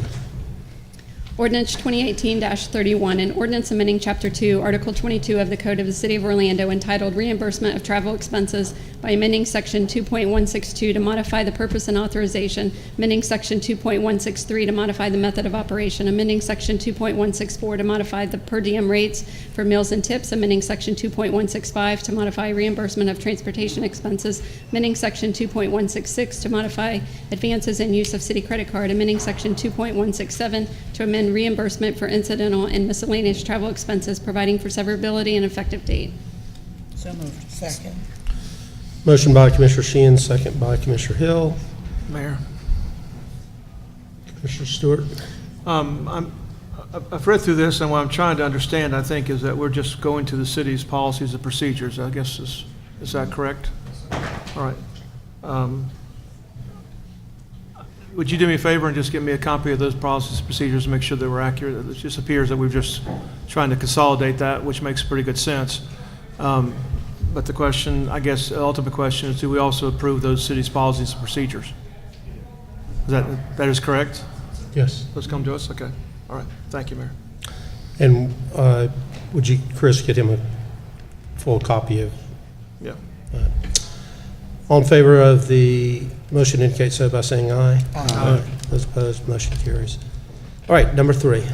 Ordinance 2018-32, an ordinance of the City Council of the City of Orlando, Florida, amending the code of the City of Orlando, Florida relating to communication facilities, amending regulations for wireless communication facilities to conform to Florida statutes, amending Chapter 66 definitions, providing for conflicts, providing for codification in the code of the City of Orlando, providing correction of Scrivener's errors, providing severability, and providing an effective date.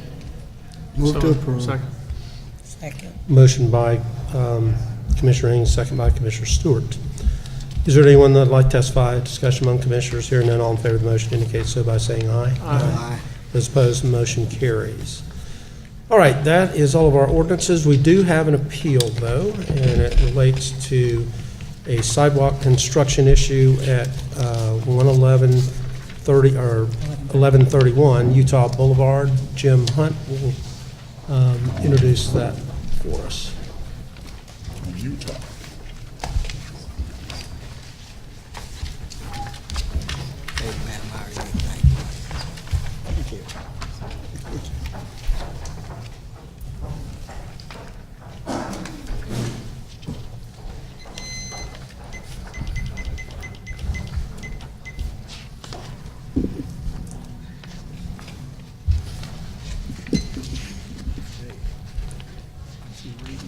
Good afternoon, Mayor and Commissioners.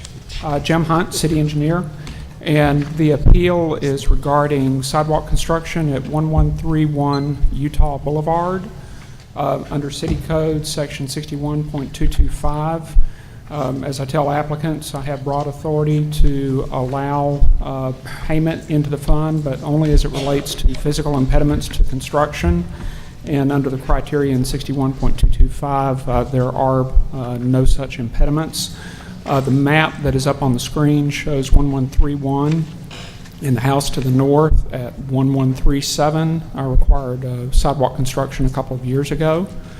The house at 1127 to the south of 1131, apparently due to an error on the part of the site review engineer who was looking at that 4 years ago. He never got in touch with me to let me know what the conditions were of the property. Otherwise, I would have required sidewalk construction at that location. But in that particular case, he paid into the fund rather than constructing the sidewalk. And I have photos of either end if you'd like to see those as well.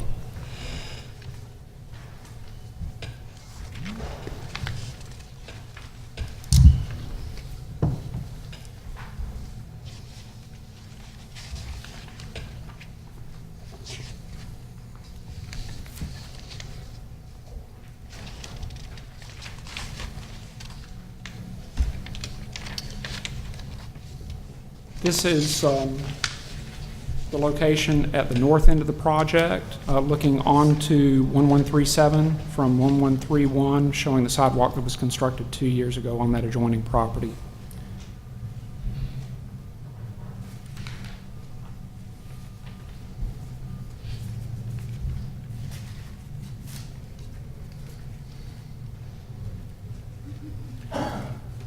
And this photo is looking in the opposite direction. You can see the sidewalk in the foreground on 1137, looking south toward 1131 Utah Boulevard.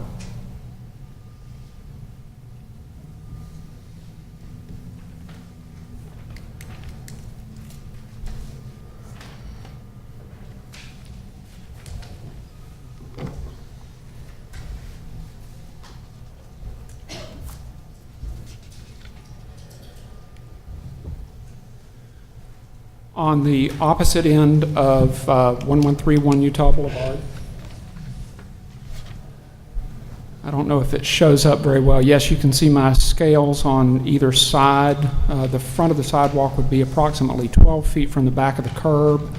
The back of the sidewalk about 17 feet from the back of the curb. You'll notice to the right there is a power pole with a conduit on the back of it. That would be in front of the sidewalk.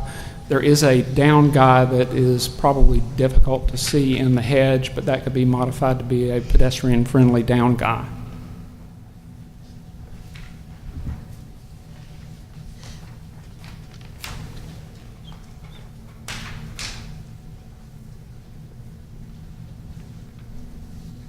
And this is looking in the opposite direction.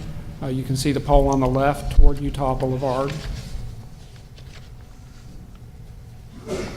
And you can see the scales on either side indicating the front of the sidewalk 12 feet behind the back of the curb approximately, and the back of the sidewalk 17 feet behind the back of the curb, which would be the approximate right-of-way line.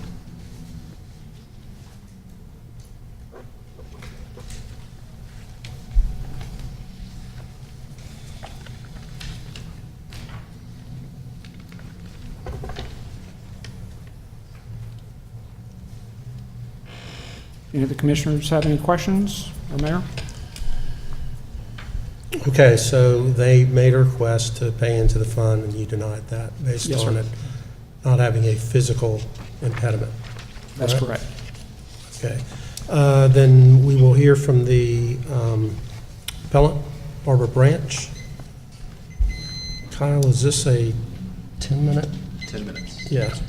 Ms. Branch, you'll have 10 minutes. Thank you, Mayor. I believe the packets that I was asked to pass out, yes. I feel that probably... Ms. Branch, could you come closer to the mic just so we can hear you? I believe the packets that I have prepared with the photos, per the instructions I received from the city clerk's office, if the cover letter is read and followed with the pictures, that it would save me from talking and you from having to listen to me ramble on. It would be a lot quicker. I think it will be pretty black and white if you read the cover letter and again the attachments. You will see why we feel that it would be not feasible to put a sidewalk going to nowhere. The house that you will see at 1127 Utah Boulevard, they have no intention of putting a sidewalk in there, and the other two houses that abut 1127 Utah Boulevard have no sidewalks. They're rentals. Another photo in my packet shows where the city within the last couple of years, as I understand it from the Public Works Department, the city of Orlando was given a grant to put a sidewalk across the street for pedestrian safety, so that shouldn't be an issue. And the other item that is of concern to not only us as homeowners at Utah Boulevard since 1987, those hedges that you see in the pictures there have been there since then, and if the sidewalk were to be constructed, they would have to be behind those hedges. Not safe. The other item is the receipt in that packet for Gregory T. Clarkson, who was the builder at 1127 Utah Boulevard. On the receipt that I received from the City of Orlando, it states that he was to remodel an existing house and addition, when in fact he bulldozed the house, put new construction, yet he was given or afforded the opportunity to pay into the fund instead of putting a sidewalk in, and all we want to do is be afforded that same opportunity. We'd be more than willing to pay into the fund. We just don't want a sidewalk going to nowhere behind our hedges. Finally, the only other thing I would ask is if for some reason the appeal is not granted, I would have a question regarding the specifics of how many square feet we could add to our existing home that would not be considered a substantial improvement, so that we would not have to put the sidewalk in our yard. And with that being said, if there's any questions from the pictures of the packet, I'd be more than happy to try to answer them. Questions for Ms. Branch? Thank you, Mayor. Commissioner Ortiz? Mr. Hunt, why is it that she has to have a sidewalk? Under City Code Section 61.225, there are 4 or 5 criteria that enable a property owner to pay into the fund, but they're only related to physical impediments to construction. But the houses next to her don't have sidewalk. The one to the north of her has a sidewalk, the one to the south does not. Okay. Any other sidewalks around there? I mean, any besides that house? Well, as Those Ms. continuity? Branch mentioned, there is a sidewalk across the street on No, the no, west but side. I'm sorry, I apologize for interrupting you. On the same side that she is, besides that, there's any other sidewalks? Just the one at 1131. Yes, sir. On that block? Oh, pardon me. I'm sorry. I meant 1137. Thank you. And they already have a sidewalk across the street? There's sidewalk across the street under the Orlando Walks Phase 2 project.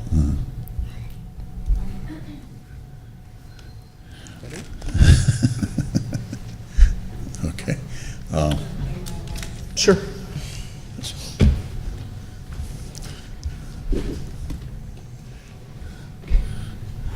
The only other comment that I could say in response to support our hope that we don't have to put a sidewalk in is, in the cases such as ours, we have a lot of our neighbors that have been in the neighborhood longer.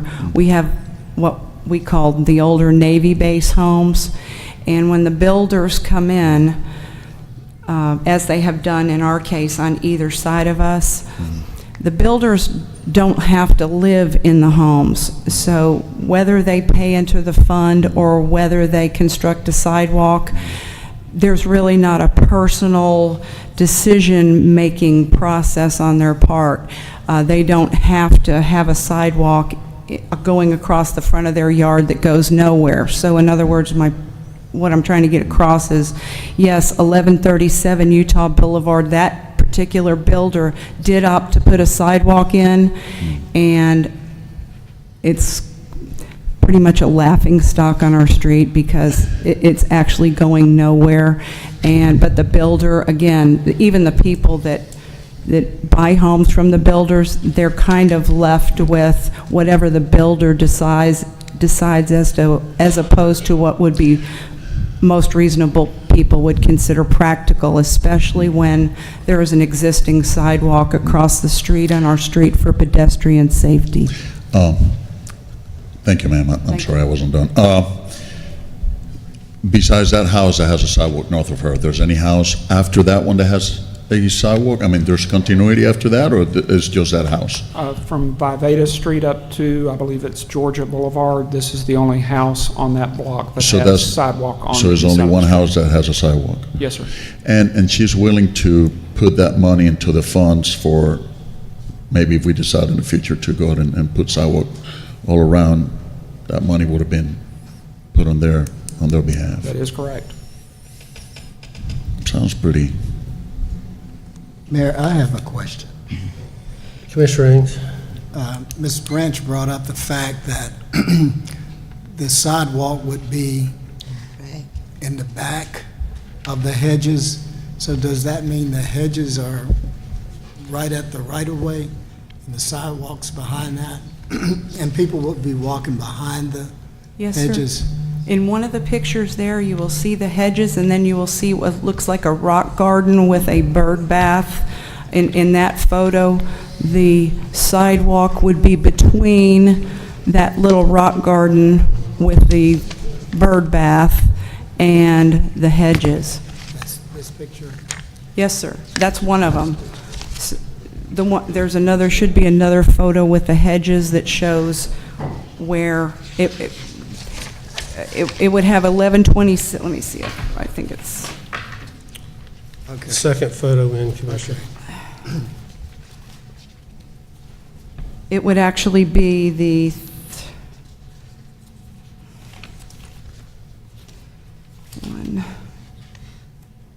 second photograph that shows the hedges along with the complete front yard of 1127 Utah Boulevard.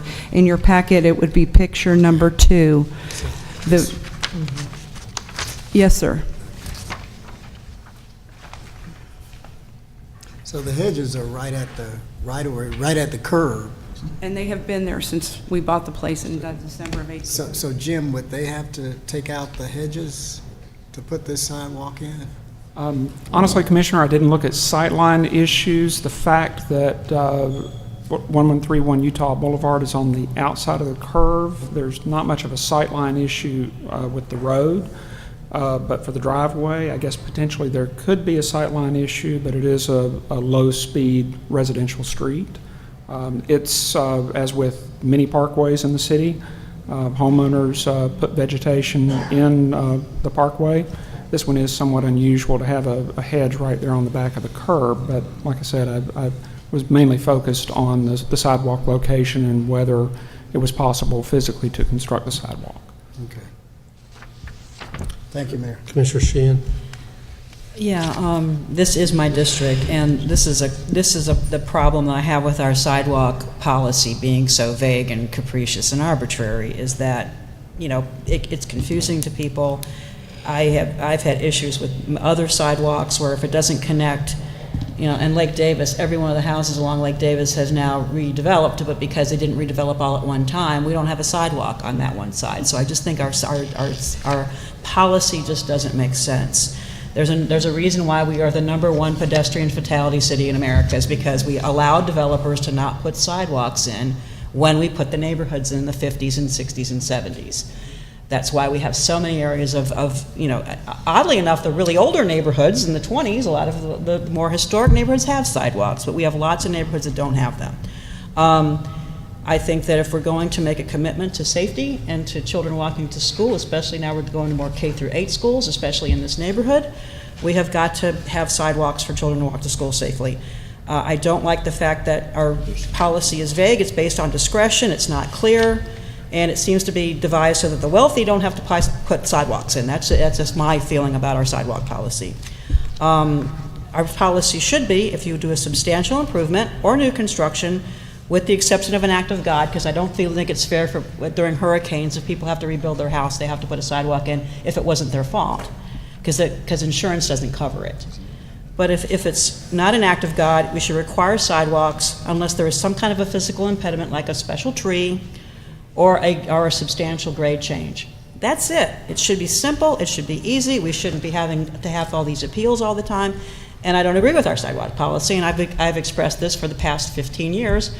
And I've been very much in favor of sidewalks since I came here on city council. As a matter of fact, I got death threats for sidewalks for children who walked out of Pond Park Elementary School. That's how crazy this issue can be.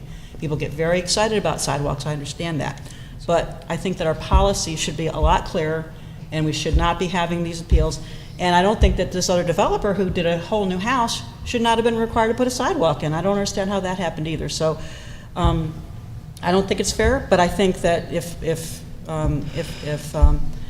Mr. Hunt made a determination that the sidewalk could go in, I think it should go in, but I also think that we need to look at our sidewalk policy to where it's not so capricious and unfair to people like Ms. Branch. I feel strongly about that. But I think the sidewalk should go in because, again, yes, it might be a sidewalk that goes to nowhere. I put a sidewalk in front of my house, and I paid for it back when we were having all the sidewalk fiasco back in the, when I first got elected in 2000. And the bottom line is now those sidewalks have connected over time as that neighborhood has changed. And I think that's the best way to fill in those gaps. You have to start somewhere. So I do feel strongly about sidewalks. You all know that. But I do think our sidewalk policy needs to be clarified so that we don't end up having to hear these appeals constantly. Not that we've had that many come up, but I think now that new development is coming, a lot of these established neighborhoods, this is not going to be the first one we're going to have.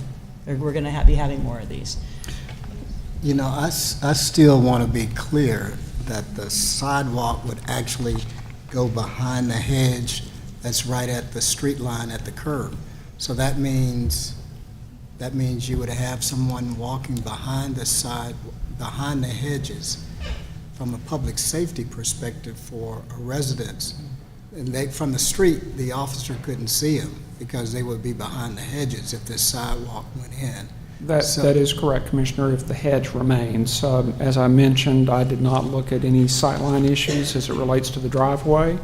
We've looked at that condition in other neighborhoods. As I said, I was focused mainly on whether or not the sidewalk could be physically constructed. Yeah, I'm thinking about the safety of the residents right now, who's going to be hiding behind that hedge. And so, I'm really kind of leaning towards the resident as far as this appeal is concerned because of the safety aspect. It's been there all of these years pretty much protecting the house, but then if we put a sidewalk behind it, we're inviting people to walk into that area and they're going to be kind of hidden from the street. The other issue would be, if I may, Mayor, and I agree with Commissioner Sheehan, we have to start somewhere. But having said that, there's a case before her that they were allowed to pay into the fund. So how do we reconciliate this? Well, and I agree with you, Commissioner. That is an issue that we allow some people to pay in the fund and other people not to pay in the fund. I don't think the policy is fair. I've said that. I've been saying that for over 10 years now. I've been very upset about the fact that the City Council, I felt, took a very bold approach, even in the face of death threats. I mean, I literally got death threats. I had to have 24-hour police protection over sidewalks. People laugh at me when I say this. It's true.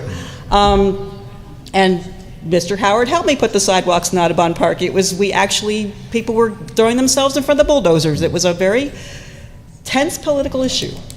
But I think that our policy should be clear and should not be capricious. And I don't think that we should allow for anywhere there's a bush not to put a sidewalk in, because the people who don't like sidewalks are just going to put bushes in, and then we won't be anywhere with putting the sidewalks in. Because I got to tell you, they use bushes as a reason to not put sidewalks in all throughout Audubon Park. I went through that back in the day when I used to represent them. So, and I think there's something else that we kind of need to consider.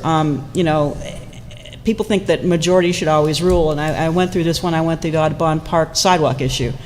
If you've got 10 people on a street and 2 of them have children, do you let the 2 people who have kids walk on the street just because the other 8 don't want one? Do you say, okay, well, we don't care about the kids walking in the street, and we don't care about the older people walking in the street? And I had to get on Mr. Howard a couple years ago because they put a new development. Even though my sidewalk went nowhere, they put a Fresh Market, and all of a sudden everybody was walking down my street to get to the Fresh Market in the street. And I saw a fellow on a wheelchair, and I said, Rick, we need to do something about this because people are walking on a very unsafe condition. And they finally linked the sidewalks to my sidewalk.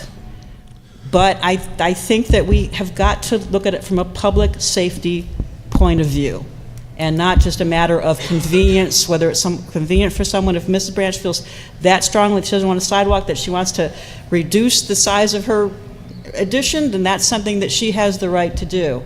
But I think that in terms of a policy, we shouldn't have this much discretion to where people aren't, where it's this unclear. Dean, you're looking like you want to refresh our memory on some of this stuff. Because we haven't actually had one of these in probably 10 years, I don't think. And we did a workshop and changed some of this. We did change it. In terms of the question from the applicant as to what would be the substantial improvement and substantial enlargement, we would have to look at the plans to determine how many square feet she'd have to reduce the plans by.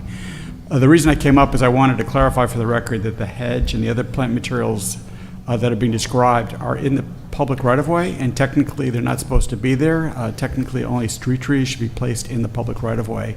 So that's another issue besides a sidewalk. But to the extent that they're creating a problem for the introduction of a sidewalk in that area, that's really a non-issue. So how long have the hedges been there? They were there when we bought the home. They were already there when we bought the home in December of '87. Wow. We purchased the home in December of 1987. The hedges in those pictures were there when we purchased the home in December of '87, and it is becoming a neighborhood type small talked about issue that the builders such as Mr. Clarkson, who gave us a horrible time. He tried to bully us out of our property and wouldn't allow us to get our garbage picked up. I'd have to call Public Works very regularly because he'd have his trucks parked in front of the recycling bin. So it was an ongoing thing with him. He was a problem builder. Whereas on the other side, the other gentleman, David Weekly Homes, they were much better about it. However, that receipt that I saw that indicated that Mr. Clarkson was allowed to say that he was remodeling an existing home, an addition, when in fact, per the picture, he did not remodel an existing home. He totally bulldozed the home next to us, put a new build in, and people like me are having to come to appeal a decision when people like builders like Greg Clarkson can come without an appeal, just say, hey, I'd rather pay into the fund. And then when people like us, the little people of Colonial Town, come to say, we'd like to do the same thing, have that same option of paying into the fund, and are denied, and believe me, there are some people that know that I'm coming here today and they want to know how we do because people that aren't builders, that aren't as fortunate as builders to have influence or whatever they have to be able to get those decisions, all that people like us want to do is have the same option. And I do have a question. If for some reason the appeal is denied, I have tried to find the answer out. If for some reason our appeal is denied, we do want to know specifically how much less or how much square feet exactly can we add to our little home. We already have, plans drawn up, but of course we're hoping that the appeal will be granted, but if it isn't, we want to know specifically how much we have to downsize the addition so that we won't be in violation, because either way we don't want the sidewalk. But if we have to forfeit some living space to not have people sneaking up on us behind our hedges, we're willing to consider that. And Ms. Branch, I want to be clear that I do think it is unfair. It that, is. That the little people have to put sidewalks and the rich people don't. I think that's very unfair. And we're willing to put the money into the fund just like he was. So our contention is, why can't we do the same thing that he was allowed to do? It's just not right. And that's the problem is I think that our policy is unclear and unfair. And I've been asking for a clarification on that. And I would like for staff to work with you if the appeal is not successful, to have those answers, those questions answered for you. I'm going to be honest with you. You know me. I'm a proponent of sidewalks. I have been since I got here. I think it's important for public safety, but I also think that the rule should apply to everyone, and it should be applied fairly, consistently, and it shouldn't be so capricious that a very wealthy developer can come in and not put one in and you be required to. I don't think that's fair. And then the other contention, we as a neighborhood, because some of our neighbors have talked to us about this whole thing, because they know about the sidewalk and they don't want it either. Our contention is we feel as a community standpoint, there are many streets in Colonial Town, as you well know, Commissioner Sheehan, that neither side of the street have sidewalks yet. So it's our understanding, well, it was my understanding from Public Works that within the last couple of years that grant allowed the city to put the sidewalks across the street from our home. So if pedestrian safety is a concern, at least our street has a complete sidewalk across the street, all the way down the street for pedestrian safety. So all it would take would be for residents or visitors to just walk across the street. There's a sidewalk already there existing, so pedestrian safety in our particular case on our street should really not be an issue. But Ms. Branch, if you understand, though, the thing that we're saying is that we did not require that construction, which we were wrong. We were wrong in the 50s and 60s and 70s not to require, when those neighborhoods were put in, for sidewalks to be constructed. And with new construction, we are putting sidewalks in. So that's the consistency that we're trying, to get to. And I regret that was not consistently applied in the case of your street. Commissioner Stewart. Yeah, let me ask a couple of direct questions, Jim, if you mind. Yes, sir. I think it's unfair to point fingers at large developer versus small developers over this policy. I think it's completely unfair to do that. So the question is, what was the reason why the other did not got an appeal to be able to pay into the fund? Well, as I mentioned, the site review engineer who was doing that work at the time, it was about 4 years ago, did not come to me to ask me about the sidewalk issue. He simply allowed the applicant to pay into the fund, which was a mistake. Somebody internally just allowed that to occur. Yes, sir. And we've since corrected that procedure. The home that was built to the north of Ms. Branch and Mr. Smith, I did require them to install sidewalk. I believe that was a complete tear down and a rebuild, and they were required to install the sidewalk there.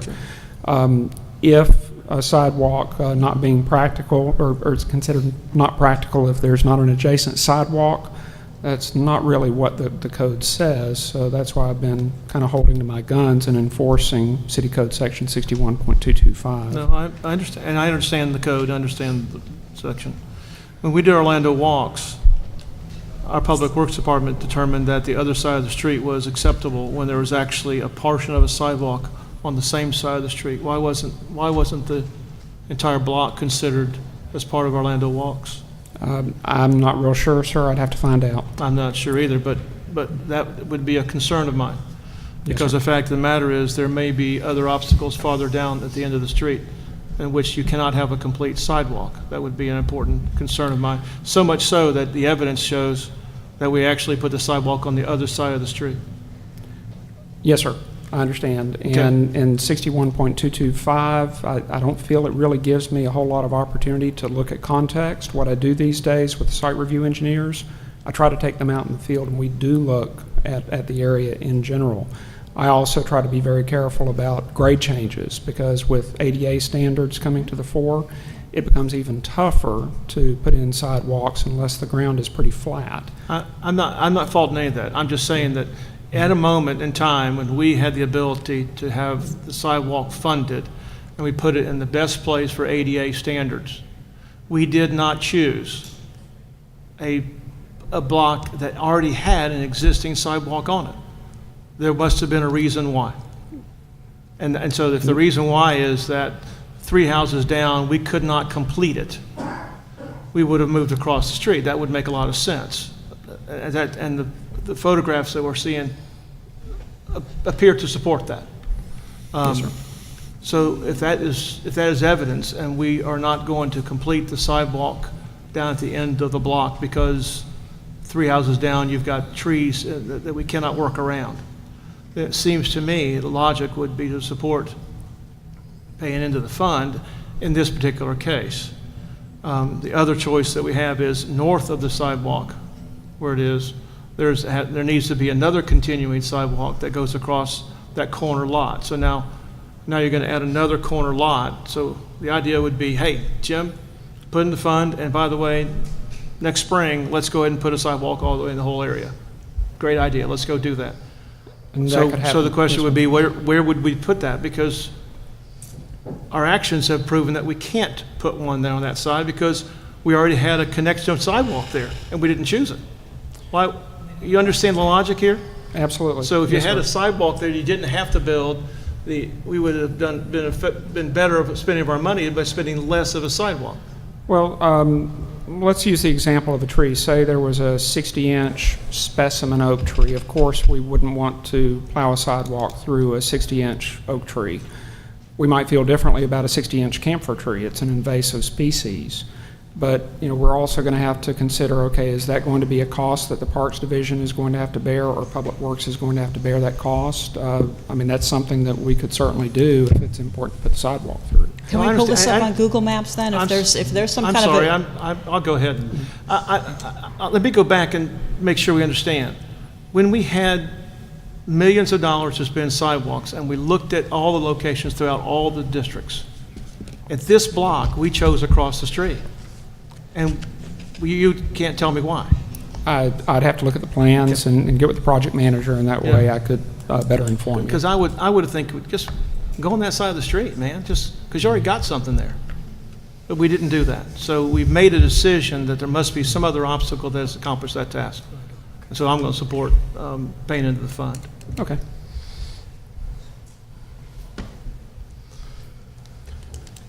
Well, I'd just like to say that without a Google Maps, we can't see why the other side is, if there's some kind of a physical impediment. It might have been that there were simply more sidewalks on the other side of the street to link them together at the time.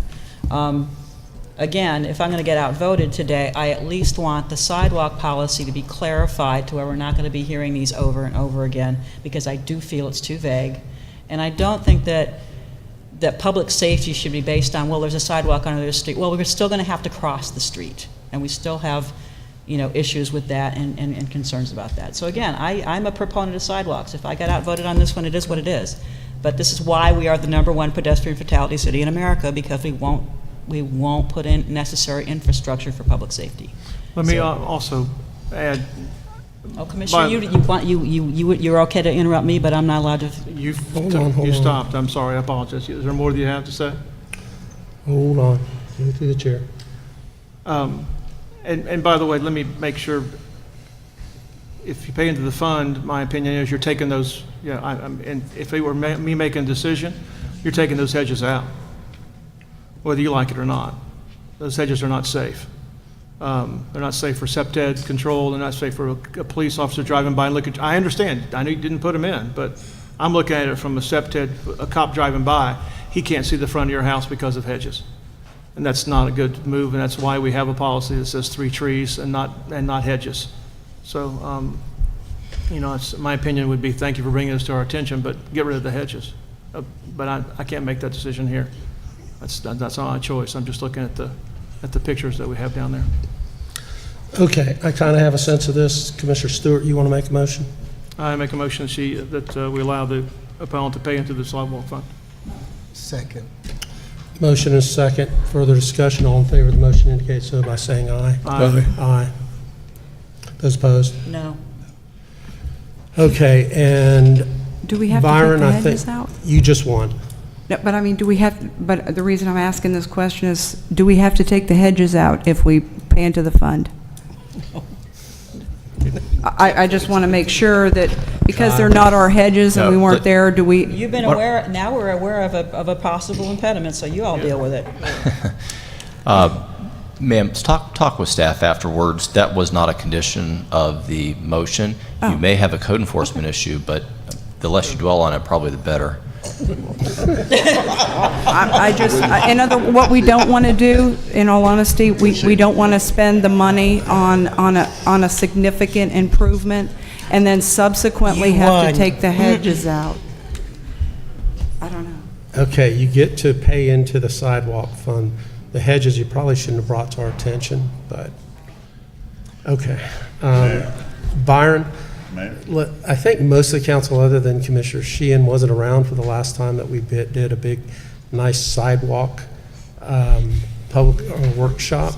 So maybe we ought to revisit that. So I can't think of the last time, maybe Buck Brown, when he was in here, that time was the last time we had a sidewalk appeal. So it seems to me it's been working pretty well, but we probably should just make sure we're up to date with all our sidewalk stuff.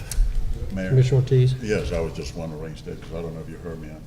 I sided with Sheehan on that. I still believe that, and just. Okay, then that vote was 5-2. I voted nay. 4-3? Okay. 4-3, so you just barely won.